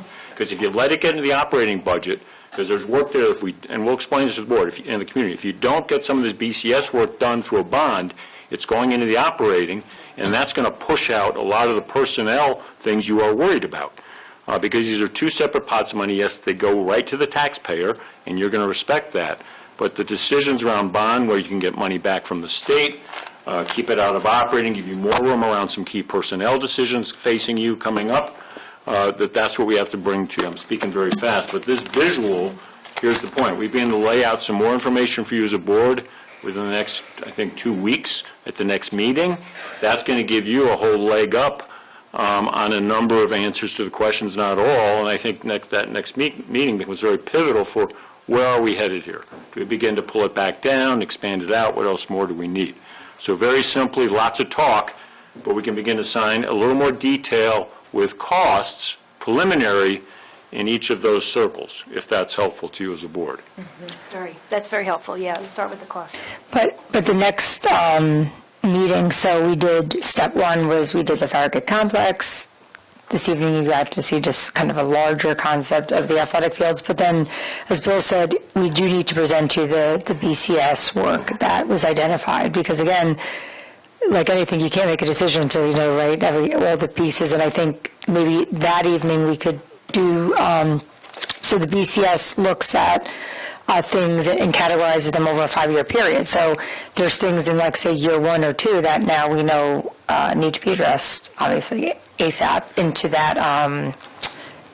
into this bond. But then again, you also do need the context of, okay, like, you know, years 3, 4, and 5 don't go away either. So in order to make an informed decision, you need to have all the, you know, current, what would need to go in this bond, and then what would have to go into a potential future bond for those other items. So the thinking now is to bring, and we're still obviously been working through it, we'll bring the BCS items, I guess the total, of course, of what was found, and then what definitely needs to be, and some of the 3, 4, and 5 year items don't necessarily have to be addressed in 3, 4, or 5 years. They could be, go out further, but that plus the budgets around those items, years 1 and 2, and then the additions, and then, of course, the 2 schemes you've seen tonight, A and B.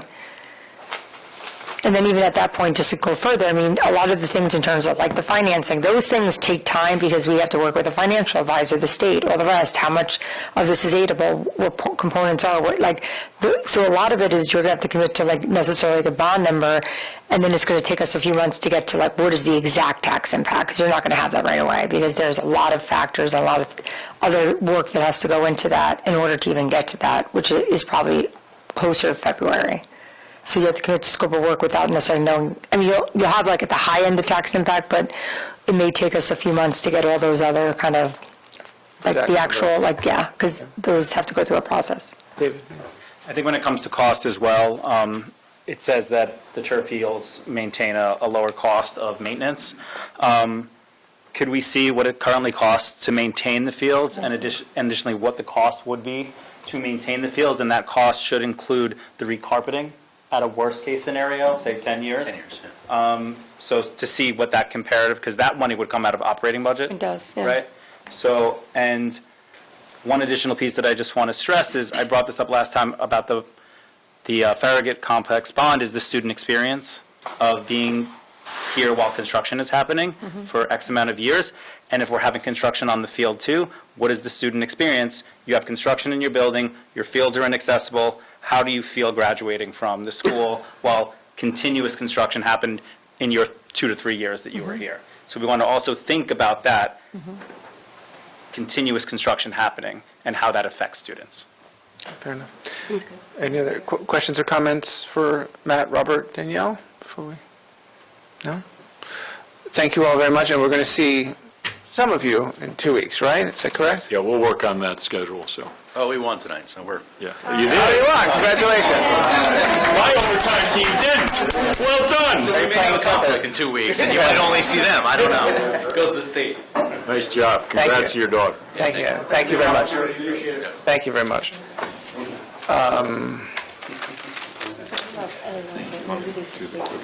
No, I'm going to. Bill, do you think that this, what we've been talking about, do you think it's good if they stay? Thank you. Thank you.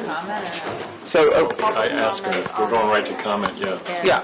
Oh, do you think if, I'm going to open up for public comment. Danielle. Oh, we're here. Good idea.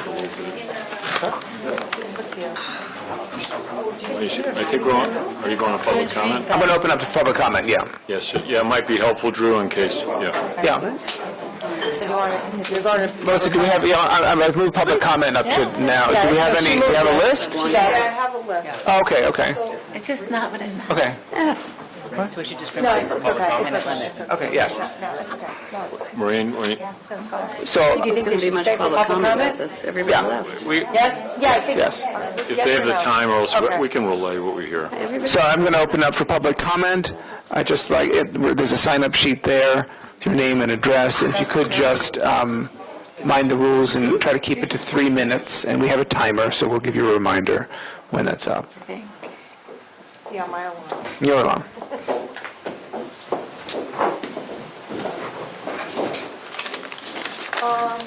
Jack Acree.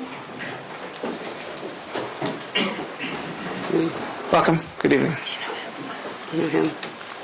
Hi, thank you all very much. Jack Acree, my son is a senior, and I can't overestimate how important athletics has been to him as a student.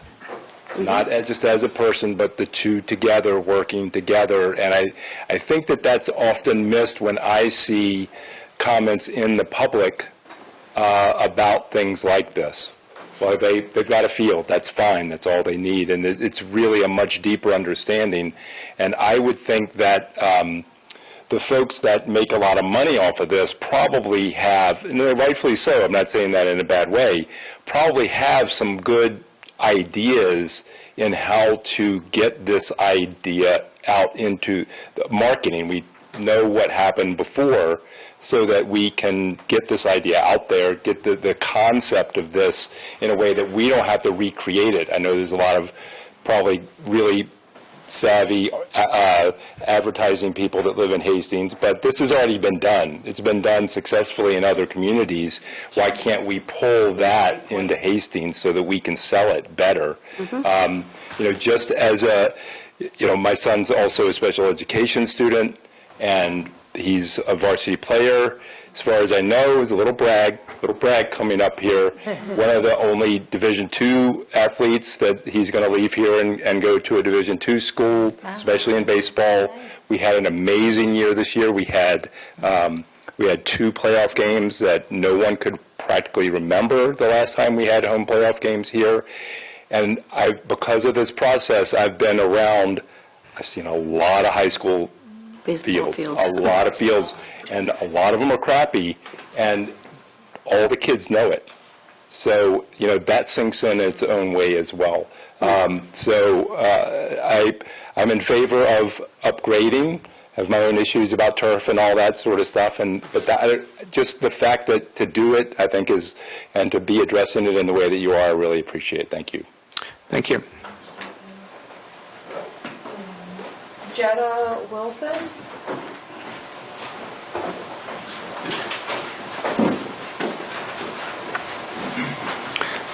Hi, good evening. Hi, good evening. I'm Dr. Jetta Donovan Wilson. I'm a parent to a Hillside kindergartner and a lifetime educator. Can you state your address, please? Yes, 200 Old Broadway, Hastings.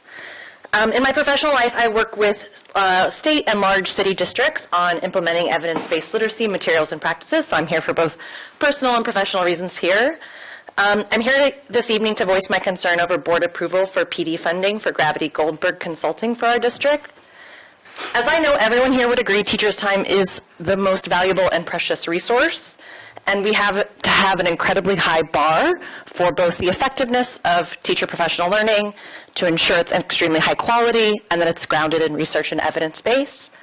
As many of you may know, New York State is undertaking new efforts to ensure alignment of literacy curriculum across the state to align to evidence-based literacy. In September of 2025, all districts in the state will be required to submit their curriculum for review and approval by the state to adhere to evidence-based literacy. The state has put out guidance on how districts should review their current curriculum and the criteria that will be used to evaluate each district's curriculum. This criteria includes, quote, the literacy curriculum reflects evidence-based interdisciplinary scientific research on P-12 literacy development known as the science of reading. I reached out to the district for how Hastings is evaluating current curriculum given this new guidance and process, and received comment that we're not planning to review this process or make changes as a district at this point. Gravity Goldberg Consulting has been supporting the district for several years and creating its own curriculum grounded in a balanced literacy approach. Given the new statewide expectations, I would hope that Hastings would be reflecting on its practices and striving, as all our districts should be, to better align and meet these new expectations. Using the same PD provider to provide support to the same homemade curriculum is not going to address these new state expectations. Teachers making efforts to improve in the practice of science of reading not only need strong, high-quality instructional materials to support their practice, they also need deep professional learning, much of which was not gained in our current ed prep programs. There's an opportunity in our district to undertake deep shared learning in the body of knowledge known as the science of reading and reflect on how to change and improve our practices to serve all students in the district. To quote a phrase often used in education, there's opportunity here to know better and do better. I would ask the district to share more clearly and transparently its vision for professional learning that aligns to these new statewide expectations, and to provide a clear rationale for how this PD support specifically aligns to that vision. The very finite resource of future time deserves that level of care and attention. Thank you. Thank you. Thank you. Maria.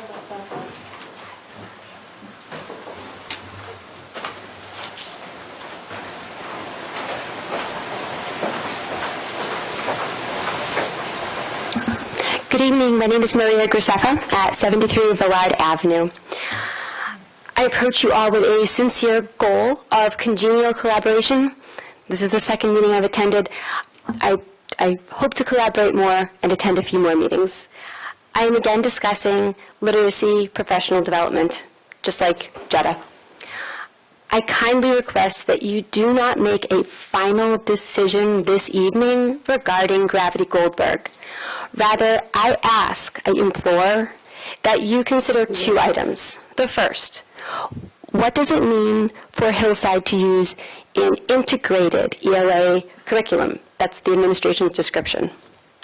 Second, what may be the repercussions for embracing ELA professional development, which instructs with a nod towards science of reading, rather than instructing with fidelity to science of reading? It sounds like I'm splitting hairs, but there's a chasm between those options. The self-described integrated curriculum. I've now had to become a near expert, a reluctant near expert, because I have a second grader who is now in his third year at Hillside, and he struggles to read. Testing reveals that his learning issues are not an intellectual limitation. He's going to run circles around me. The integrated curriculum is a combination of balanced literacy and science of reading. So that means that you can have instruction in phonics and then immediately 3Qing. I'll save 3Qing for another time. I have much information to share. I have borne witness to the hugely detrimental impacts of 3Qing. So which of the two curricula are we as a district supporting in our professional development? For the better part of a decade, it has been Gravity Goldberg and balanced literacy. There is one current teacher, I would love it if there's more than one, I know of one, who accepted optional windward training in science of reading, 3, maybe 4 courses sponsored with a grant from the PTSA and SEPTA, just pre-pandemic. It's no surprise that she is highlighted. She's the Grand Marshal when admin is pointing to our wonderful phonics instruction, and she's awesome. I lobbied to get in her class. It didn't work. Professional development is very important. She has it, and we can see the difference it makes. It's one thing to say that our district is aligned with science of reading. That was actually, it's brought up at multiple meetings, even kindergarten orientation. But the way we act does not align. Our balanced literacy professional development tells a different story about our educational priorities. Please, please consider pausing this evening before making a commitment to more balanced literacy professional education. The esteemed Maya Angelou said, Time ran out. So. I have a phrase, do the best you can until you know better. Then, when you know better, do better. Thank you so much. Thank you. Thank you. Is Melissa Sprague on here? No, she left. Oh, okay. Are you getting? Oh, Steve's going up to her. You're going? Yeah. Okay.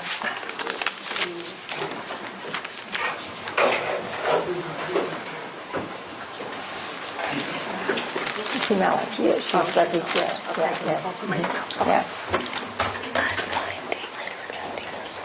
Hi. Hi, Heather. I'm Sue Mallett, 56 Edgar's Lane. I have 2 student athletes in the high school, and I am one of the co-presidents of the Hastings Athletic Booster Club. And I just very briefly wanted to say that I have the privilege of interacting with every single team all seasons, all year long.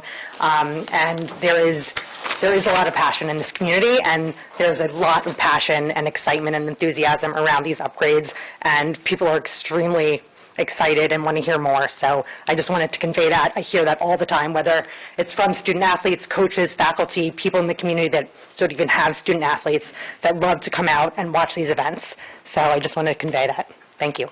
Thank you. Thank you. Gisela Abrams? She left. Carrie Gould-Schmidt? No? Doug? Left.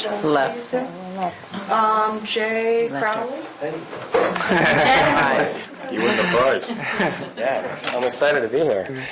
I've never spoken at one of these before, so thanks for having me. Welcome. I just want to say I'm representing... Could you give your name and your address, please? See, I'm bad at this. I'm first time. So my name is Jay Crowley, and I live at 429 Farragut Avenue here in Hastings. I represent a bunch of coaches here in town. One is in the front row, Brent, and there's some I hope are still watching on the live stream. I coach Rivertowns. I have a daughter who is in 8th grade now, and a son who is in 4th grade, and they all play soccer, and I'm a huge soccer fan. And I'm just here to show support for the turf fields. I moved here about 7 years ago, and I just wanted to tell you a couple reasons why, and I want to be involved and be helpful however possible. For starters, when Brant and I were coaching the girls team, I cannot tell you how many times we lost fields. Practice, we couldn't practice, or our games had to be switched. We had games that we never even made up. And I'm seeing the same thing with the fourth grade boys that I'm coaching right now. And by the way, these fourth grade boys are awesome, and a couple years from now, we're going to have a Section 1 champ team. I'm really excited about it. Again. In addition to losing practice time, it's also just not ideal to be playing on these types of fields. When we do get bumped, like I've got a game coming up, I have to play at Springhurst. I'm sorry, not Springhurst. I have to play at Dobbs Ferry Waterfront this weekend. And I played there 2 weekends ago, and it's just all dirt. And somehow it's all dirt, yet also a hole with water in it, lined with cones. And it's just really unsafe for my players. Someone asked earlier, like they were making a comment about what is it like to play on turf. I can tell you, being a soccer player myself, the speed of play is much faster. And so when you play other towns and districts and they're playing on turf and you play on grass, like the grass that we have sometimes playing here, not because we don't maintain it well, but because of the weather, it's really, really difficult. We are always at a disadvantage. Those teams are more skilled. It's just a completely different game. And so even though I don't have kids that are playing in high school right now, I go to the high school games and I watch the girls and the boys varsity teams. I'm watching them playing on this. And when they play against teams like Dobbs, you can notice that difference. Or when they play against Irvington, it's very, very obvious. One thing I wanted to mention was there was a comment over here from this gentleman who had mentioned about being able to utilize the fields as much as possible. I truly, truly hope that when we do, or if we do create turf fields, that they can be utilized outside of school athletics. I've had a couple experiences here over the last few years where I've been kicked off of fields, where I've just been trying to get boys to play soccer. And when boys want to get out and play soccer and not play Fortnite, that's amazing. And I cannot tell you how many times I've had people come up and be like, get off this field. And it's like, where am I supposed to play in this town? And, you know, it seems like there's just a lack of empathy there. And it would be amazing if we had... Oh, I'm done. It'd be amazing if we had more opportunities to play outside of even just high school. So thank you for your time, and I'm really excited about this. Thank you. Thank you. Elizabeth?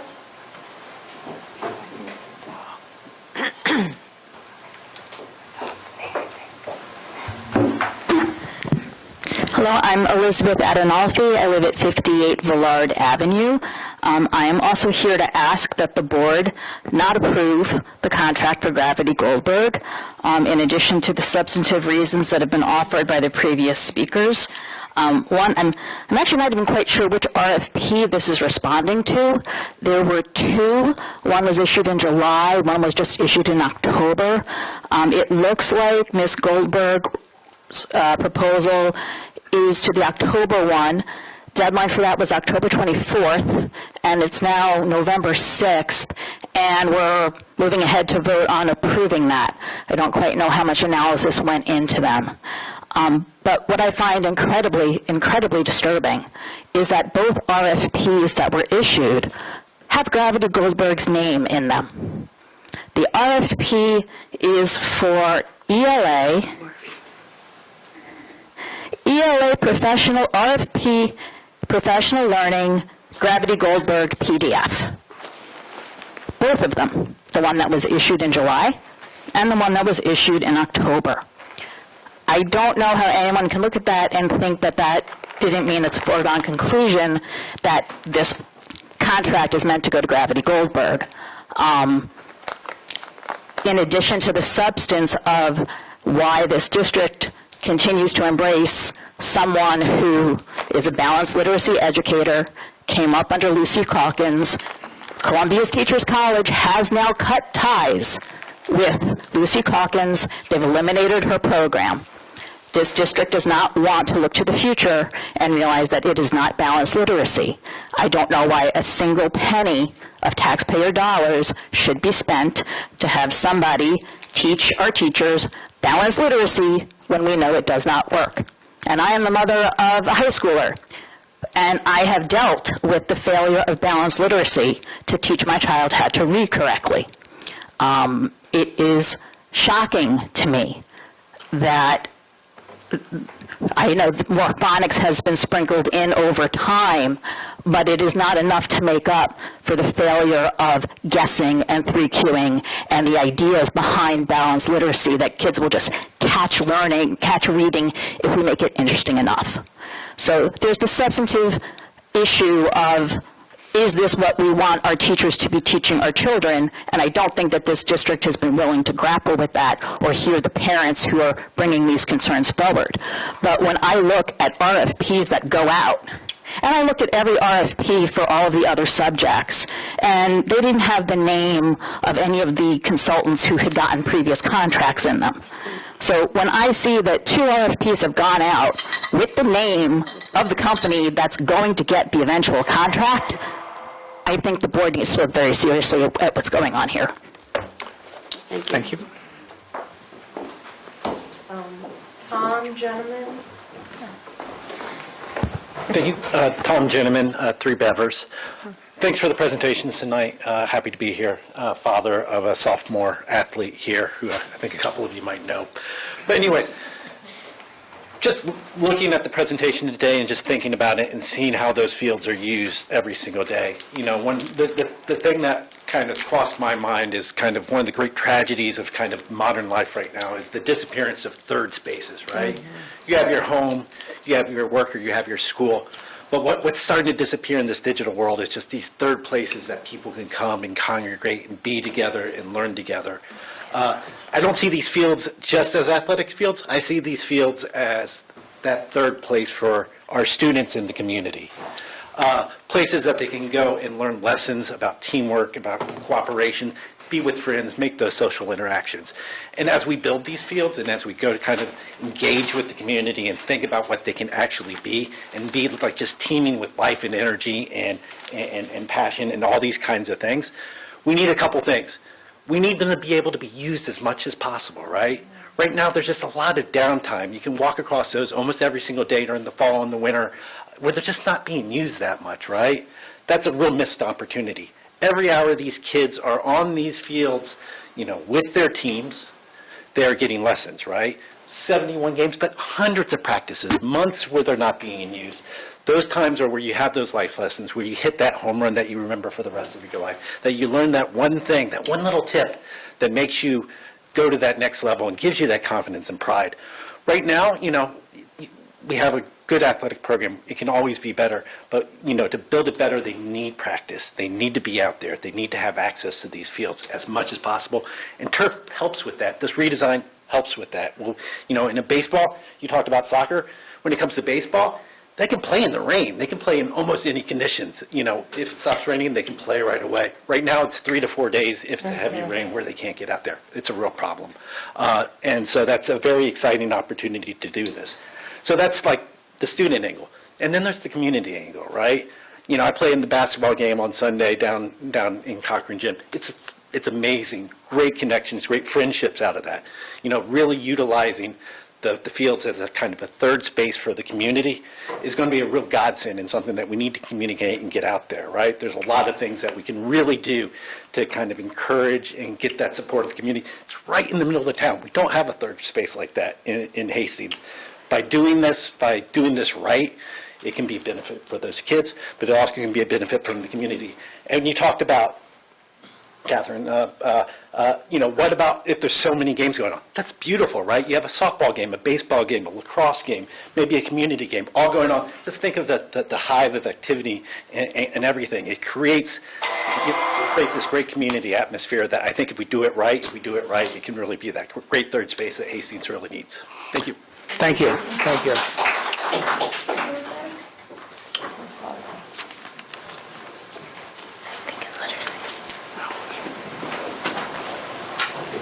Hi, my name is Susan Tentoff, 47 Warren Street. I'm actually here on behalf of my son, who is a peer leader. He is a senior, and he's an athlete. He's a student athlete, and he's hurt. For the 4th time every year, he is hurt. And we go to the doctor, and the doctor is local and very familiar with our community versus our other communities. And unfortunately, just as they were presenting, when our children don't have the same advantages as far as our facilities, these things happen. And it's actually really important for our children, just as we want to give them academic abilities to thrive and move forward, we want to do the same with our student athletes. And most importantly, giving them diversity of playing fields. So if they are playing on a turf field, it's actually really important for their muscle chains to get that experience in soccer, especially when they're younger and as they grow. When they go through puberty, that their bones develop, that their muscles develop, getting used to using different muscles at the same time on a natural surface versus a turf surface, it's really important. It's also great for their mind-body development, too, so just developing an overall student athlete. And I don't know all of you, but I do know a lot of you, and you also know my son. He literally said to me, please, I have wished for this since I was in 5th grade. So that's why I'm here, because I know this has been brought up in the past, Jody. Thank you for bringing that up. So I just wanted to give you a student's perspective and be his mouthpiece, because he's here hopefully promoting the next generation of little 9th graders. So that's it. Thank you very much. Thank you. Thank you. Okay. Thank you all. Appreciate it very much. Let me just get back to the agenda here. I feel like saying, like, class dismissed. Yeah, class dismissed. Mike, did you? I know. Moving on, Ella, thank you for being very patient. Oh, yes, Ella. So we're going to change gears. You're going to be up momentarily. Let's just let it settle down. Thank you very much. Thank you. Thank you. See you. Thanks, Drew. Good night. Have a good night. Hi, Drew. So moving on to student report. Ella, again, thank you for being patient. Of course. So tonight is Freshman PL Parent Night, where parents will be attending the PL meetings with their kid, where they'll be able to participate in games and exercises that were featured in past PL meetings. And from a personal experience, I remember it being a lot of fun, and I got to learn a lot about both students and parents, and you sort of created a stronger bond within your PL group. And then tomorrow is also high school picture retakes, which will be the last chance to change the initial photos, so it's important not to forget if you want a different photo featured in the yearbook. And then on Monday, the 11th, schools will be closed due to Veterans Day, a day to thank our veterans and acknowledge their contributions to our national security. So to celebrate this holiday, the high school will be encouraged to dress in red, white, and blue this Friday. And then the following Friday, the 15th, the 6th and 8th grade musical will have their opening night, presenting High School Musical Junior at 7 p.m. Additionally, there will be another performance the following night on the 16th at the same time. And I'm sure each and every one of them has worked so hard to make the musical come to life, and I suggest that everyone attends to support them and enjoy the production.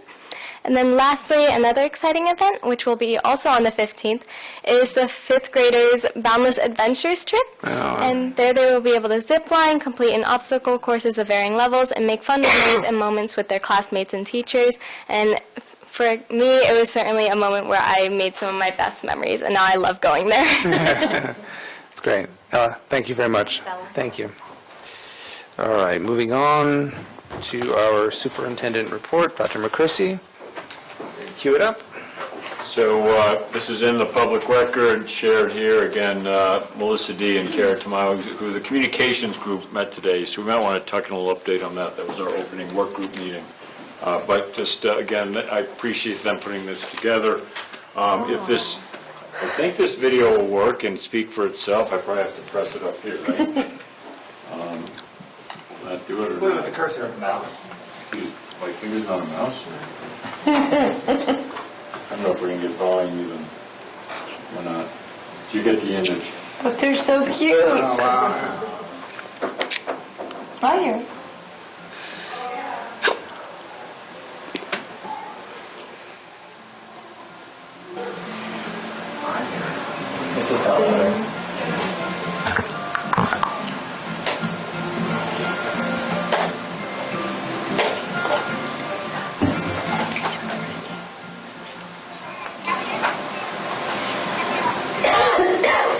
Turn up the volume.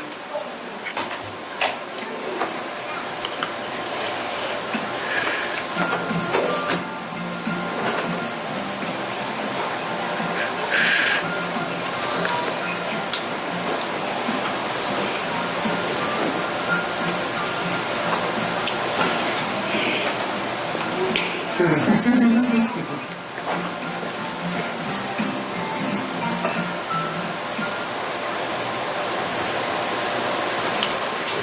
that's the program within the ILC. I'm going to ask Melissa to do a little quick on that, but I've been in to watch them do this.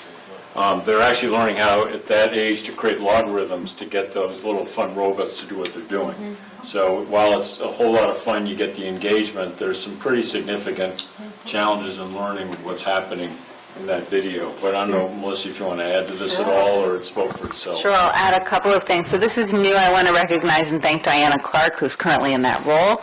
And through the ILC, we have been able to integrate a lot of interdisciplinary work and elevate the computer science and digital fluency standards. And you're seeing an example of what that can look like when brought to life. The students are learning about digital citizenship, they're learning about collaboration, they're thinking about programming and algorithms and the intersections with mathematics with this particular example. So there's an active learning environment going on there. It's meant to be extending the curriculum and another opportunity for innovation for our young learners. And credit to Amy Kazis for working with Melissa Szymanski to get this together and moving. So sorry, I just made it run again. So technology and me sometimes. Let me stop this. Okay, so we do a series of classroom look-ins. That was one. FMS, there's a lot of detail here in the slide we're going to have to look at. But again, this is a theme of technology this week. And you can look at sort of the detail here. There is an image attached to it here. If you've not been in that part of the FMS complex, it's that space that we are looking at trying to maximize a bit more. But again, this is both that visual and the detail before you sense of technology in one way at FMS. High school, we had this wonderful through HEF relationship with Amani Wins. Thank you to Eric Day for masterminding this, and you get a wonderful photo there. Kara's doing a great job of keeping our website photos very fresh. So about every 3-4 days they're turning over, and so you get that full big image of that photo on the left. It's a wonderful photo. Some of the colleagues from Amani Wins are in that. It was a joint effort, joint class. So some who you see on the stage who performed during the day, and then in the evening I dropped by the evening performance. It was small attendance, but during the day it was quite active. But they were present in the session here. And again, thank you to HEF for funding this. SUNY, we've tucked this in here. It's important that we're trying to keep our students aware of statewide opportunities around the free applications to all of the SUNYs. Hastings benefits from this. Clearly, there are communities elsewhere in the state that benefit that much more by this initiative. But it was important to me to note that we're providing, making sure our students know about this opportunity. Bill, how much is a SUNY application? I think it's $50. 50, yeah. So for our average Hastings family, manageable, but we have some that really is a lift. And I think it's just esprit de corps that statewide we're stepping in to help and really underscore why this is an important effort by SUNY on a statewide basis. Athletics, bless you. Many of you know, Caitlin, this accomplishment is really extraordinary. If you know Georgia Tech, you know that this is a great school for its academic side, but it's really quite a renowned track and field and cross-country program. So for this type of commitment, and Caitlin is just a gem. I dropped Caitlin a note and back came fast. So thank you. Just not ignoring the email, but just very, very impressive. We can't celebrate all individual athletes, but this is one that certainly deserves the presence it's getting. Then a lot of detail here. We've not done an athletic update for you, but this is the end of season. And this just will bring to life, you go back and read it, sort of what's going on in each of our teams. Drew put this together. It was then edited and fixed up a bit by Melissa D. and Kara. But again, in the public record, here in a big document, I think this is really important. Goes on into every single team with highlights, records, featuring. But if we just think about the last conversation about our fields, I mean, we are providing immense opportunity here for our athletes, and this is really, really important. Then that's the third slide with more detail there on what's occurring. And then while Halloween occurred earlier in the slide deck, chronologically we put it here, with a lot of great spirit and joy coming out across the district. If you can name in the lower right corner, who dat? Who dat in that lower right corner? That would be obviously the principal and assistant principal Hillside, Mike and Amy, who every year come up with an outfit. And then you can see here that Hillside is not alone in getting into costume. And last question, does anyone identify who's in that puffed, I think it's purple, right? Up in the upper Bill. No, it's Maria Angela Sanchez inside that. So, there you go. Oh, you go. All right, and then Hillside Halloween Fun, if some of you were there, it's really a well-done moment for families and all the rest. So, big celebration there. And I'm glad, so glad our students are honoring Veterans Day. I had not known about that. With veterans in my family on all sides, it means a lot for them to find a way to acknowledge and to thank. And then our first bond push, this is a little more organic, but that'll be this next week on the 12th. It's not a board meeting, but welcome the board there. Alex will have some things to say.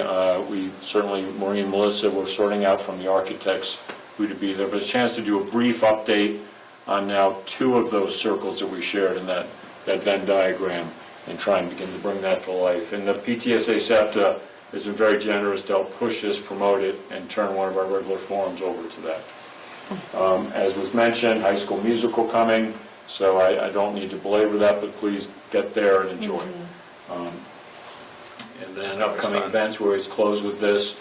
I would emphasize tomorrow evening is there, yes, the superintendent SEPTA session, 6:30 to 8, co-sponsoring that with SEPTA, if you will, to talk about the change in our leadership and management for special education. SEPTA's been a wonderful partner so far on that, very encouraging. Met with Amanda today. They remain very, very positive about that change, and we'll keep doing outreach on it. So I just flagged that one part of this list. All right, so there you go. Okay, thank you. Thank you, Bill. Thank you very much. Moving on to a report from Dr. Szymanski, Assistant Superintendent Curriculum and Instruction. I saw it's just a couple notes. Anything you want to pull out of there? I'll be very brief. So we have curricular work going on in the area of authentic learning with the 7 design principles coming out of the Buck Institute. In each of the 3 buildings, we have Diane Cunningham coming back for the writing inquiry work in the middle school tomorrow, but much of the recent time in the past week or so has really been spent on some of the things that you're seeing here. And so we have Tri-State visit coming up in April. So we are preparing for that. A lot of work needs to go into that, and we're looking at cultural competence. And so our small but mighty team has been starting the design of that work. We've been developing questions to guide the visit, which I'll go into more detail as time goes on, but we are in final draft form now. They started with Dr. Mateo Toledo, they moved to leadership meetings, they moved to chair council, they moved to the Tri-State Committee, so we're in final draft form with those, preparing for that visit. Substantial equivalency is still a requirement by the state as a second topic here.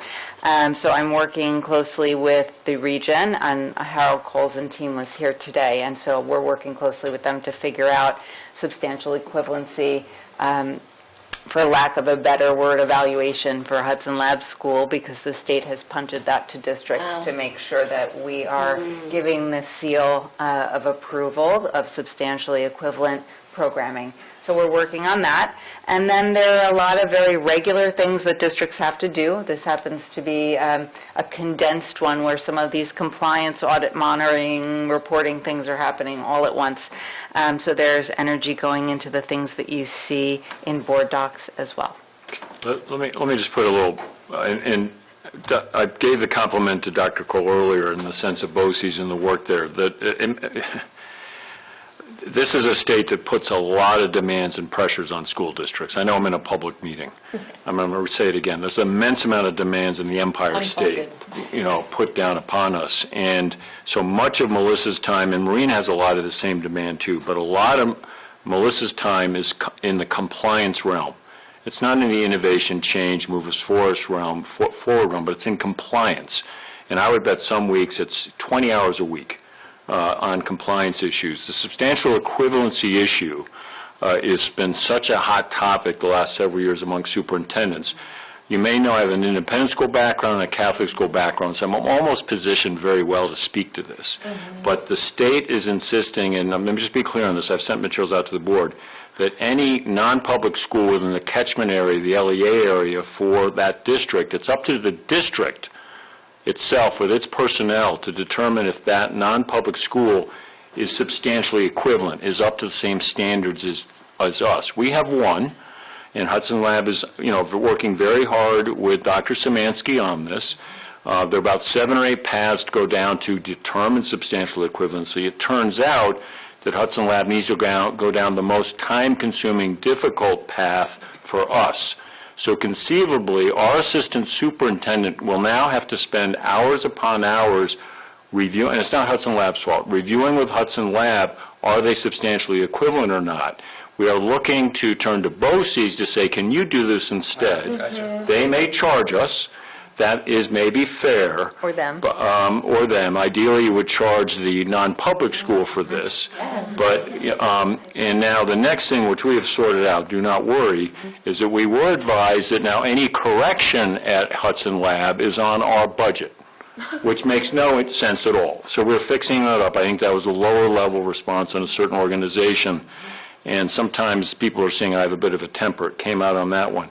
But let me go to my colleagues in other districts. Other districts have 30 or 40 schools they are worrying about. East Ramapo is in a particularly challenging spot, and it literally is consuming, they're not focused on East Ramapo public school student needs. So this is a big, big issue. There is not happiness that NICE said, tossed this right down into East District and said, you deal with it. And it is a little bit of a paradox. As good as BOCES is, they sidestepped and went around BOCES as opposed to say, BOCES, could you at least take this on? So it's a lot of energy. Boards, anything you do to advocate on this. We've been working hard on it. But I just want to be clear, I went on a little bit longer because it's an important issue for you as a board and the community, knowing that as lean as our administrative team is, even as small as we are, we've got to spend a lot of hours complying with the state on what they want to understand for how we're doing. And yes, final regionalism, that is an 80-page single-space report asking for things the state already has. The state has everything they're asking for, and they're insisting on it. There was a lot of noise from a bunch of superintendents, so at least they didn't do away with it, they just delayed the deadline. So anyway, I just want to give you, I sound a little cranky, I just want to give you a sense of what we have to deal with, and you need to know that final comment, and the community needs to know that as we look to staff up and organize in efficient ways, because we cannot say no. If you say no to NICE Ed, we put our operations at full risk for certifications, credentialing, finance, and all the rest. So let me just stop there. So you're saying that we as a school district have to basically shepherd whatever improvements are needed in this other school because of proximity, like the state is mandating? Yeah, because it's in our catchment zone. So they don't have an oversight? There's You a would bunch think. of different schools that are being the overseers? So one of the pathway options is an independent accreditation process.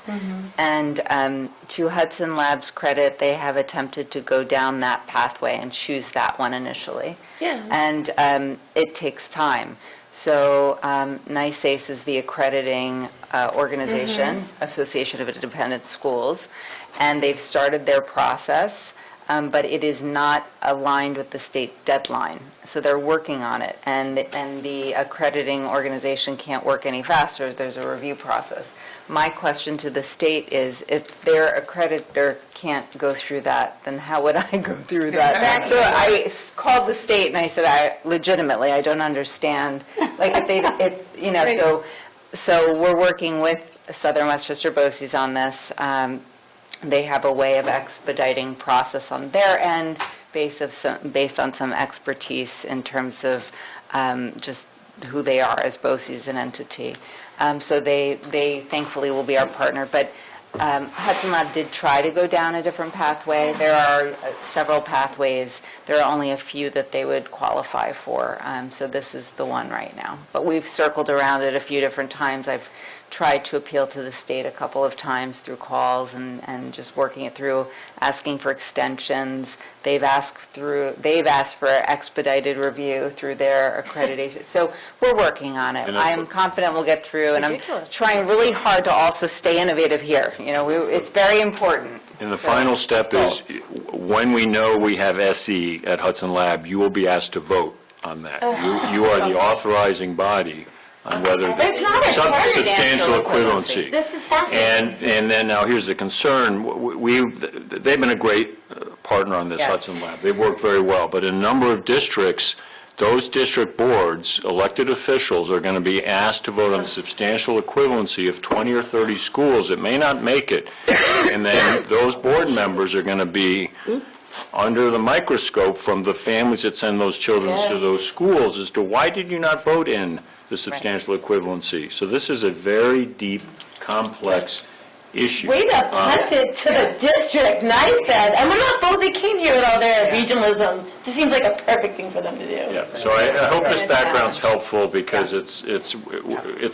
anyway, we can move on, but I just wanted you to have some. It feels egregious. Is there anything with the board we can do in terms of advocacy to be like, I don't understand this. This is like privatization. Well, NISBA polls us on a yearly basis, and they have their legislative priorities.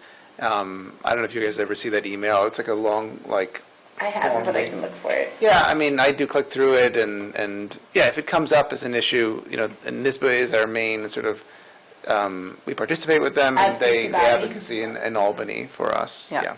I think it's important to note as well, and it came through in one of the documents, that there is no additional money being provided to the district. So that's right. If we choose to outsource it, it's out of our own budget. Correct. Right, but maybe that is less expensive than, I don't know how to say it, than Dr. Szymanski's time and her skills and abilities and all the work that our district needs to do. I mean, it's a huge, It's really ridiculous. and especially at a time of resource scarcity. And quite frankly, I'd like to have Dr. Szymanski's skills in our district, and then BOCES can help other players. Or their independent association should worry about their Getting accredited, equivalency. Yeah.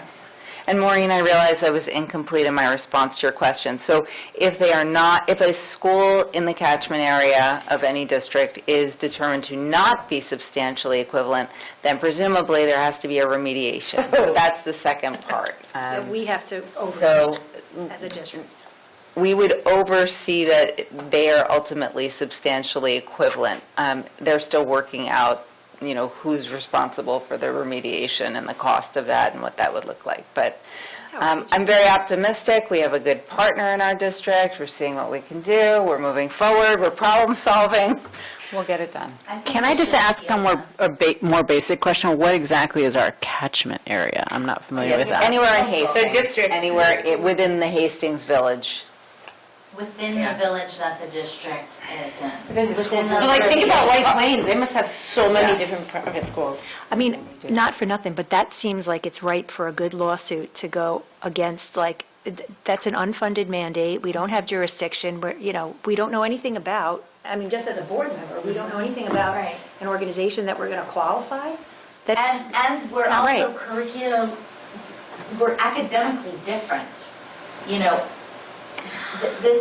What they're doing and what the public school district is doing is very different. We don't have authority. I'm sorry, is this really just to collect information about their kids who have special needs and are receiving federal and state funding? It's the entire thing. It's an entire academic operation. We can move on. I'm sorry. No, nobody should apologize. I hadn't had an opportunity with the board to give you, and it's sitting in the agenda, so I'm allowed to do it. I'm spot on with the agenda. There's been a couple years of great consternation. The Superintendent Association's advocating, got a little better, but I think going forward, we can keep an eye on this. I would urge, it relates to the whole regionalism piece, the Blue Ribbon Commission piece. Yep. We'll just want to start keeping active eyes on that. So we can move on if you'd like. Catherine. I'm really excited about the Tri-State Steering Committee visit and the focus on cultural competence. And my question there was, for whom? How is it defined and for whom? If you could just give us a little So information. I think the best thing I can do is just actually pull up I won't read yet the draft questions because they are in draft form, but I will work off of them in responding. So it's really, so cultural competence, what we aligned around in terms of everyone who's formulated the questions in our view, we're connecting it with the culturally responsive sustaining education framework and the 4 principles there. So making sure there's a welcoming and affirming environment, high expectations and rigor, et cetera, et cetera. And in the culturally responsive sustaining education framework, which is publicly available, you can see it's tabbed. There's a section for teachers, a section for students. So in working together with the leadership team, with the department chairpersons, with Dr. Mateo Toledo, we were really thinking about making sure we are examining a number of different things. So the curriculum, instructional and pedagogical practices, district communications, being connected in terms of our cultural competence and outreach, and then finally the student perception. So those are the buckets that we're really asking some regional thought partners to come in and link arms with us on. The Tri-State comes in, they are connected to our continuous improvement efforts. And so if you are on a Tri-State visit, and we encourage many of our staff to go on a visit, it's wonderful because you get to see what's happening in other places, you get to contribute to their learning and growth, and you get to bring nuggets back. So we will have visitors from the Tri-State area coming in who are particularly interested in this topic to look at us and to give us some feedback on where we are, benchmark us, and give us some pointers and thoughts about next steps to move the needle forward.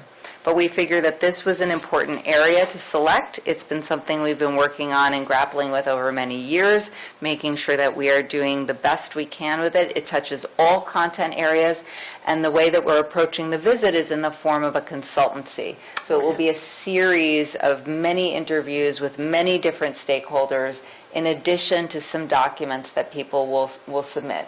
It's not an indicator visit, which is the other alternate type of visit.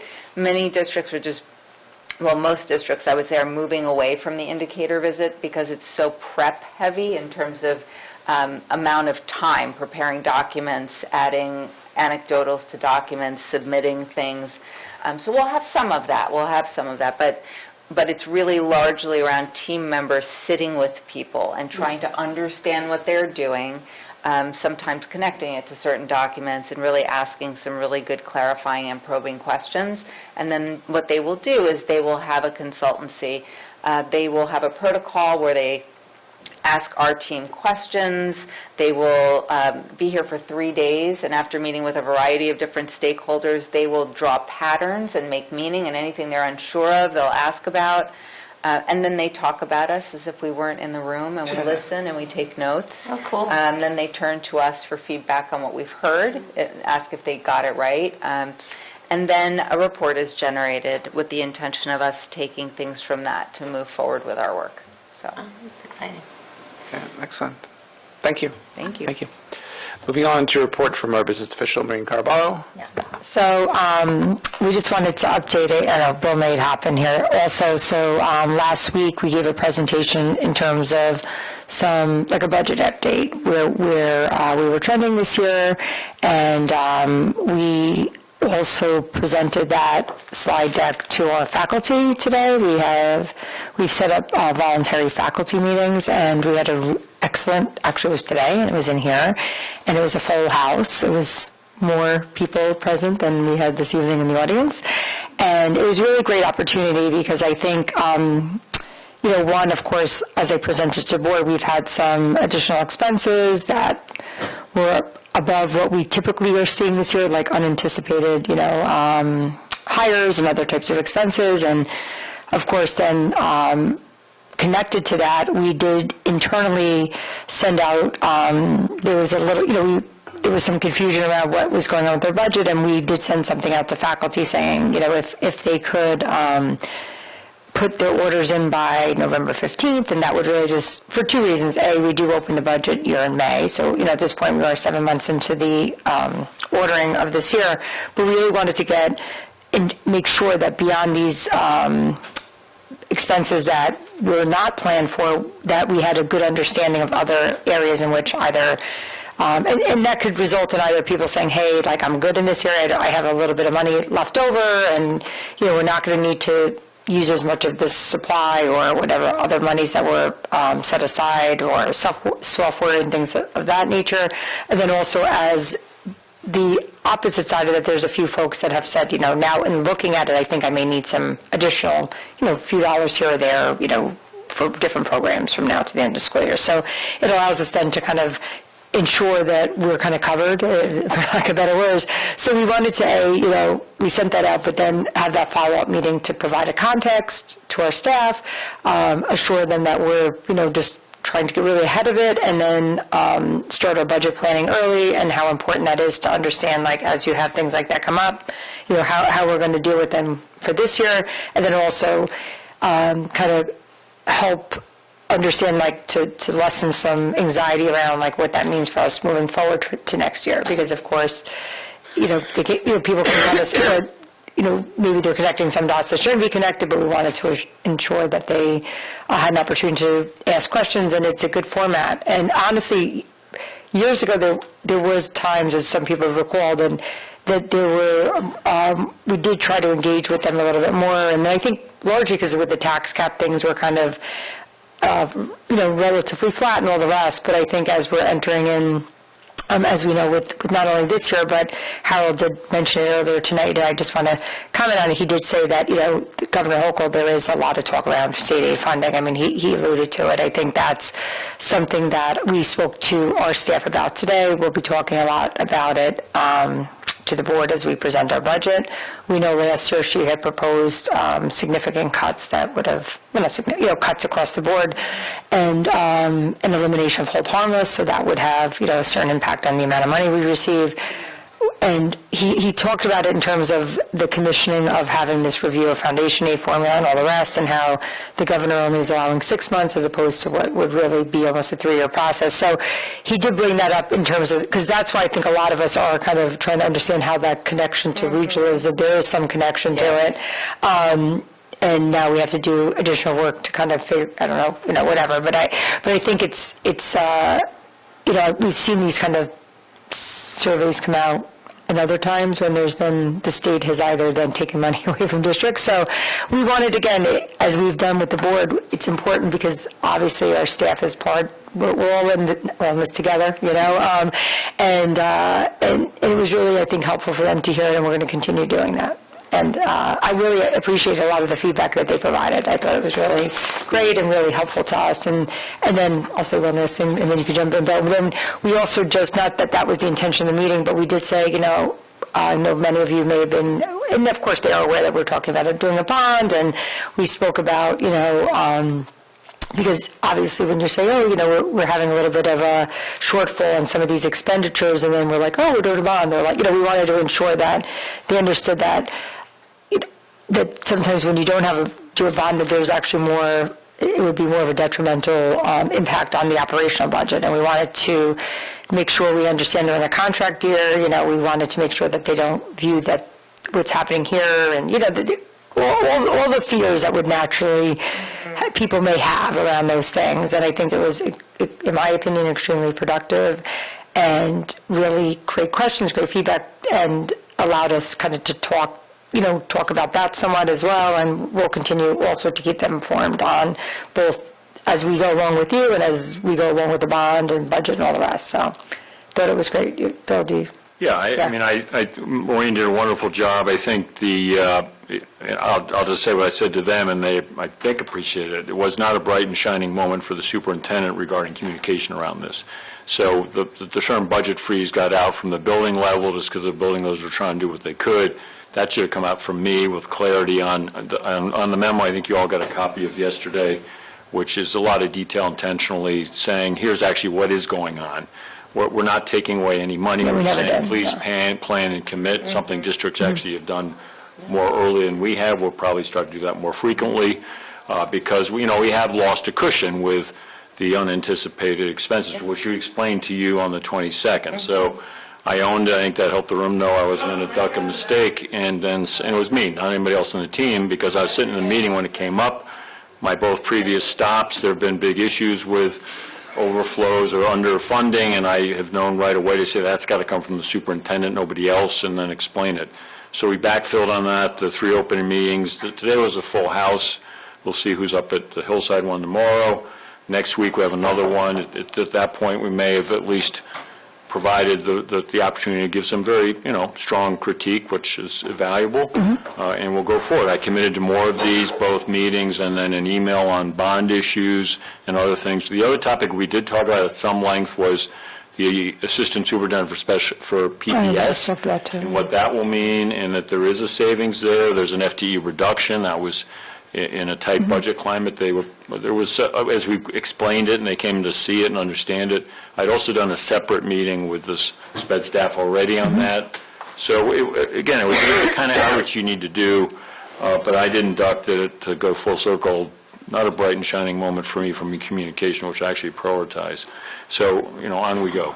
Yeah, but I did appreciate everyone taking their time after school to come, and they really did hang around, and we did talk about that too. So it was really great because there are things in which, as much as you communicate, sometimes the best way to communicate is interacting with people, because they're, even if you send out written things, sometimes like, well, just explain this to me a little bit further when we were saying, well, how are we gaining budget savings when you're saying this and that, so I think it was helpful. And we did stress it, and one of the faculty brought up to say, hey, October 22nd, the board heard about this. It was the same presentation. Why not us sooner? They seem to understand. I know, and it got out with the famous, I need to figure out what I do with the larger community. But we are a well-run district financially, and I'm now going to compliment the state of New York. And I learned last week Connecticut is now caught up, because in Connecticut you could not hold on to any reserve funds. So meaning when you hit the 1.5, these are all legitimate, unanticipated expenses. Nearly 1 million of them were for students who have arrived with needs. It's our obligation to step up and do that. With the good financial management you as a board have insisted on and signed off on, we had the cushion to deal with this. I know there's some commentary that, oh gosh, how couldn't you have predicted that? Well, at least our staff understood that as we walked through with them, because, you're going to have unanticipated expenses no matter how well you budget, and that means it is critical you leave yourself a thoughtful, plain English cushion. And then they understood that cushion's now been diminished, and that's why we now need to just be that extra planful and tight. So we'll go forward from this, and we'll keep you posted. And then again, like Bill said, the other piece in terms of just their spending, and I think as we look forward, we may institute it just to, as we're developing our budget, we're getting better sense of actuals, right? So when we have a rolling budget, where people are not, there's times in which, even for myself, people, I'm saying, can you make sure you encumber that, or do you have a contract for that? And, sometimes things change, right? So in all departments, so there are times in which they make a plan, and then the opposite can happen. And sometimes if I'm not asking them to kind of either encumber or identify what they're going to need earlier, including, like, say, a department like special ed, and there could be 1 or 2 expenses that they budgeted for, but they have not yet either spent, and I'm assuming they're going to need it, and then like, oh, I'm just using, because that does happen, like, oh, we didn't need to do that evaluation for $15,000, and I'm like, oh, okay, like now I feel a little bit, and it's across, we have like thousands of budget lines within the real broken down budget, so it was good, and it was helpful, and I think people understood the context and then felt, no, we're not shutting anything down, and everyone, all the things in which people have planned to do, their conferences and all the rest, they're able to attend, and supplies and all the rest. We're in good shape there. I just also wanted to do a quick thing on the facilities connected to this evening.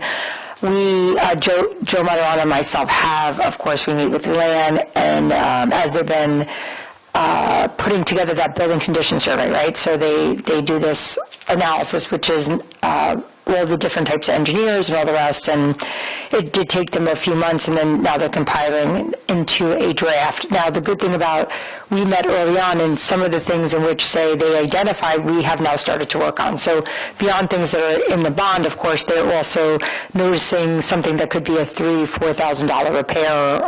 Even within that, they identified some trees that they wanted our arborists to come back and look at, and it was in relation to some other walkways and things down at Reynolds. So Joe has really proactively gotten on that. That being said, we're going to look at that list, and then if there are things, so much of which we're able to handle within Joe's budget because he does have, again, we plan for what's called like repairs and unexpected repairs, but we don't have that much money in there. And as an example, we're taking down a tree, like 2 trees that we've already taken down, about 3, trees that were actually dead within Burke. And sometimes a tree could be, as we all know, $5,000-$6,000 to take down. So there are 2 that have to come down at Burke that are compromised and that are also are impeding on this handicap accessibility and all the rest, but they're also not in good condition. So as those type of things, we're trying to move off of that list to say, what are the things we can do between now and the end of the year, because some of them we should be addressing sooner than later. We then may need to also get some money for those. So it's not substantial, but it was good that Joe's already checked off a bunch of those on that list. So that was it, and yes, so I think that's the end of my update. Okay. Thank you, Maureen. Welcome. Thank you. Moving on to business items. We're skipping no public comment number 6, right? Oh. Because the public left. Or you already? Oh, on my list, it's down lower. Sorry, yeah. So business items, let me provide the board an update here. I think for a variety of reasons, I'm recommending we take off the agenda right now, item 5, the Gravity Goldberg RFP. There is a technicality issue there that was an oversight that should not have occurred. Quite a appropriate RFP went out, but with a name on it that we had thought we caught, it got out. But we just need to relaunch the process because we want this to be, especially if we land back with someone where there are questions about the individual. We can, at that point, we bring back the result of the next RFP to you. We can talk through the content, where we land. I think that's most efficient for you. Returning board members know we've given you updates on Hillside and literacy. The faculty there have worked quite comprehensively with Amy Kazis on the approach. And I think at the point we bring to you the recommended consultant for that work, we can then dig into that a bit more. I would suggest we handle it that way. So I'm recommending we take off tonight's agenda the Gravity Goldberg recommendation. And just, we're going to recast the RFP, and then we'll come back with the result of that. I hope promptly. We can probably do it promptly for the sake of our teachers and students.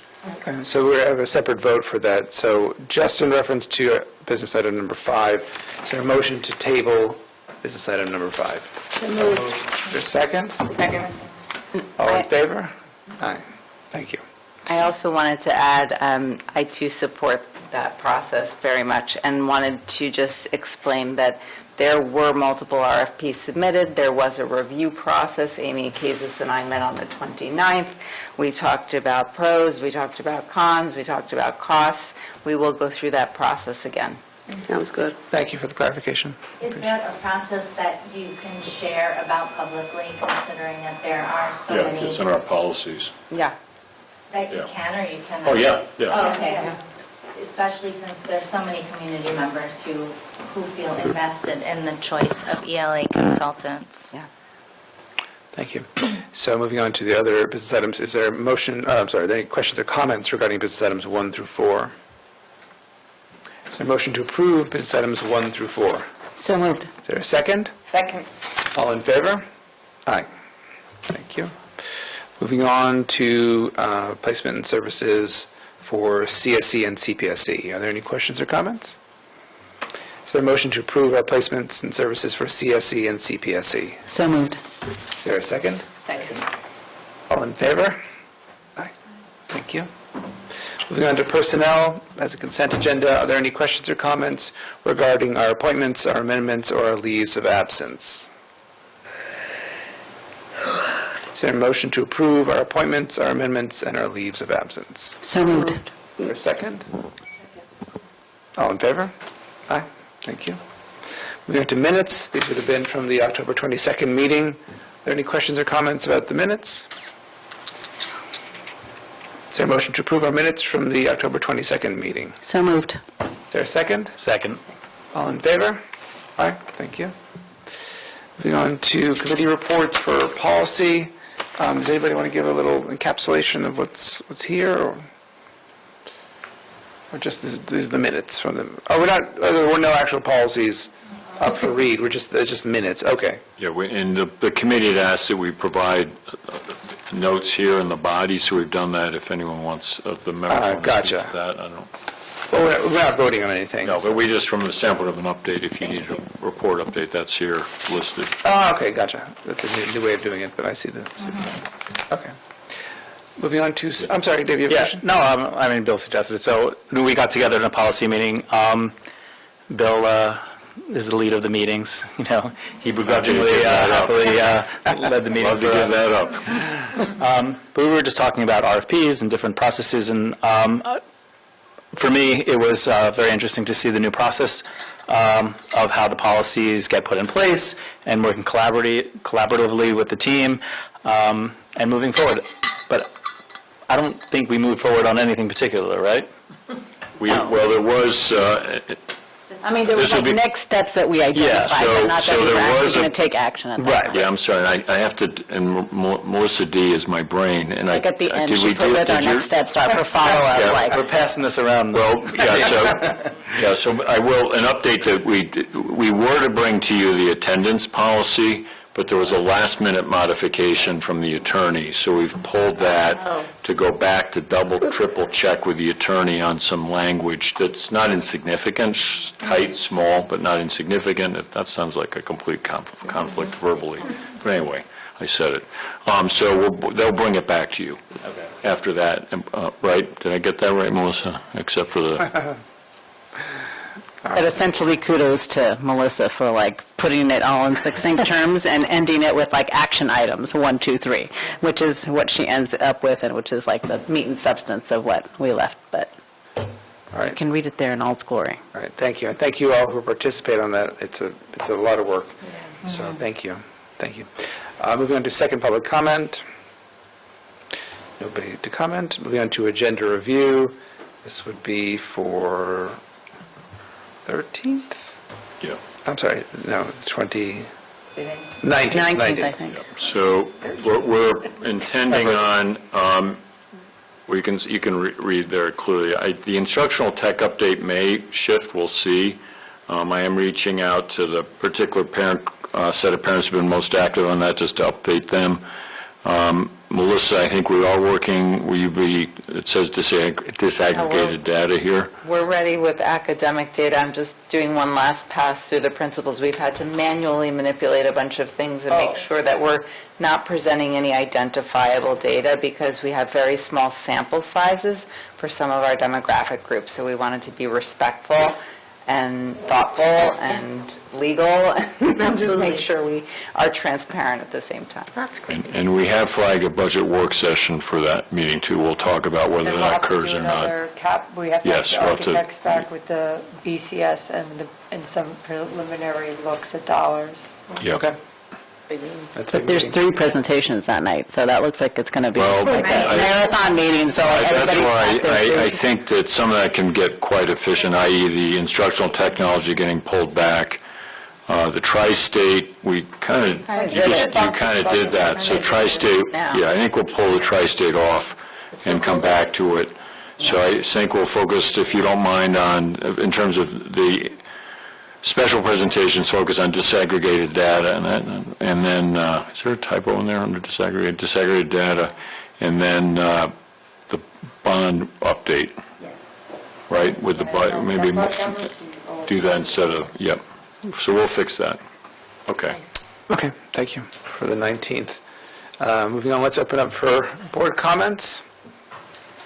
I'd like to share just about, we talked a lot about athletics tonight. I just want everyone to be aware that the girls' mod soccer season was difficult. 7th and 8th grade girls, especially compared to what it seemed like the boys had. Difficult how?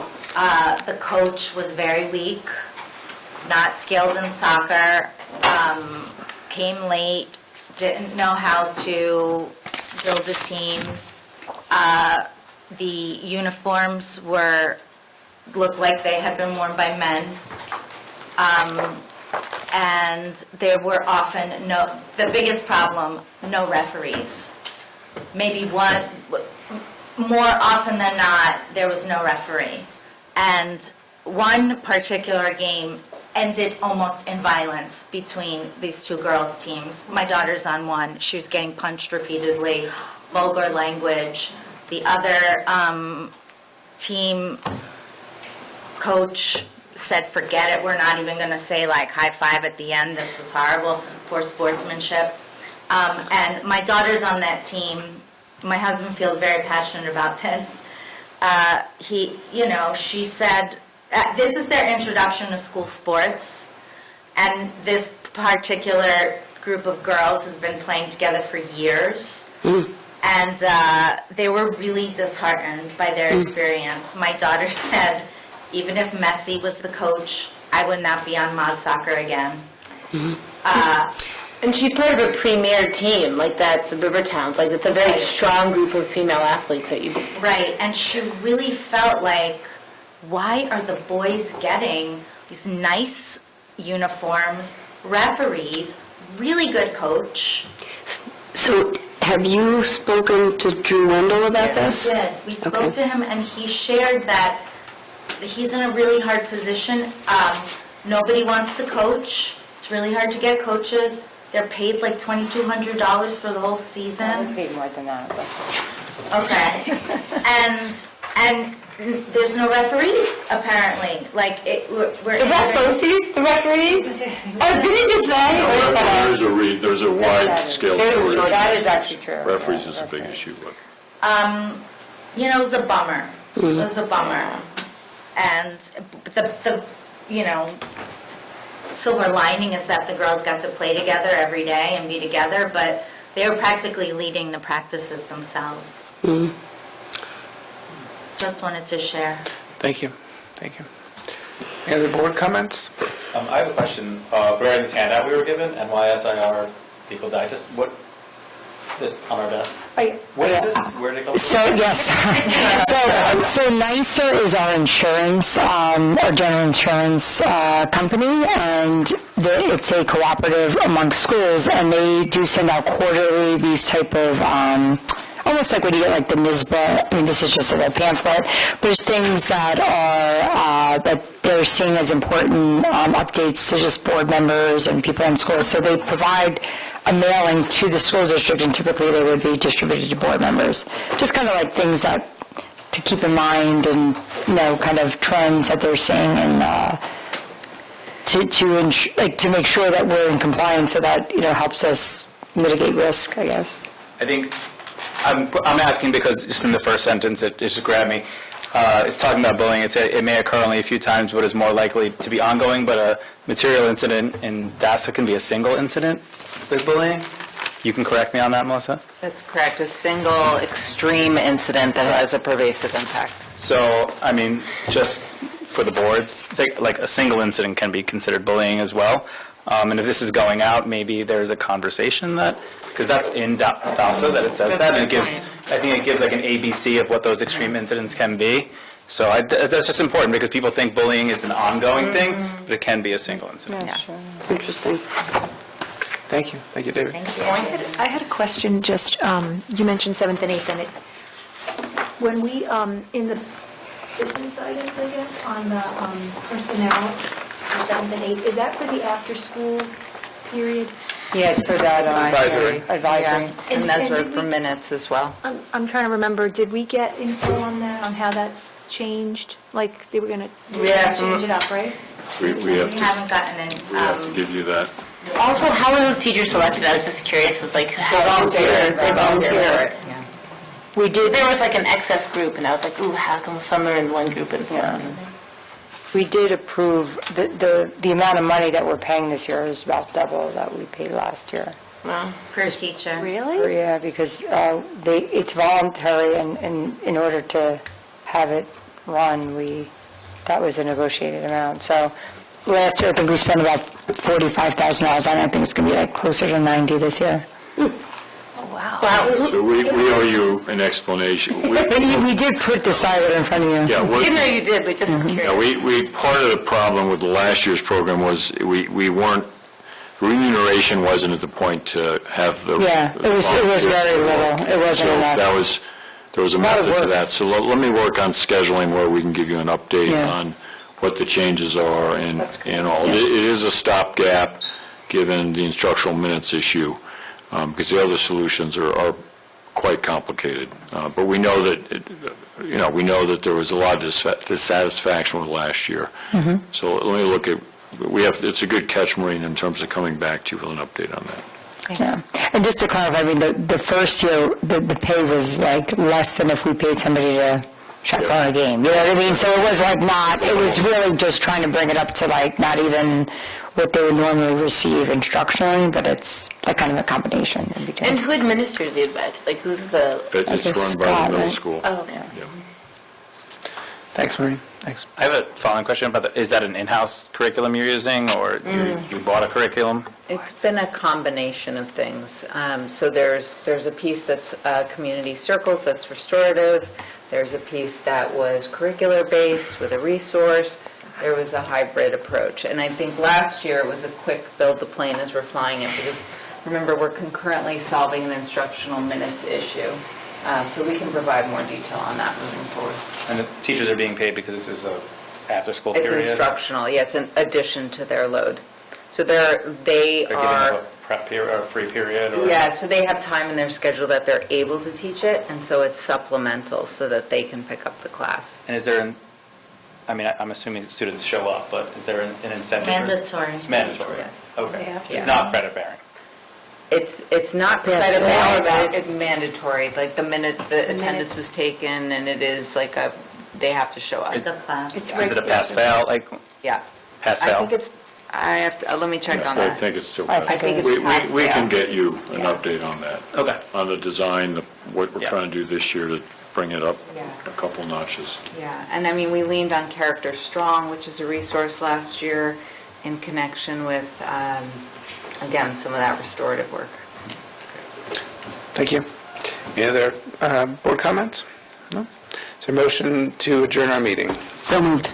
Is there a second? Second. All in favor? Thank you.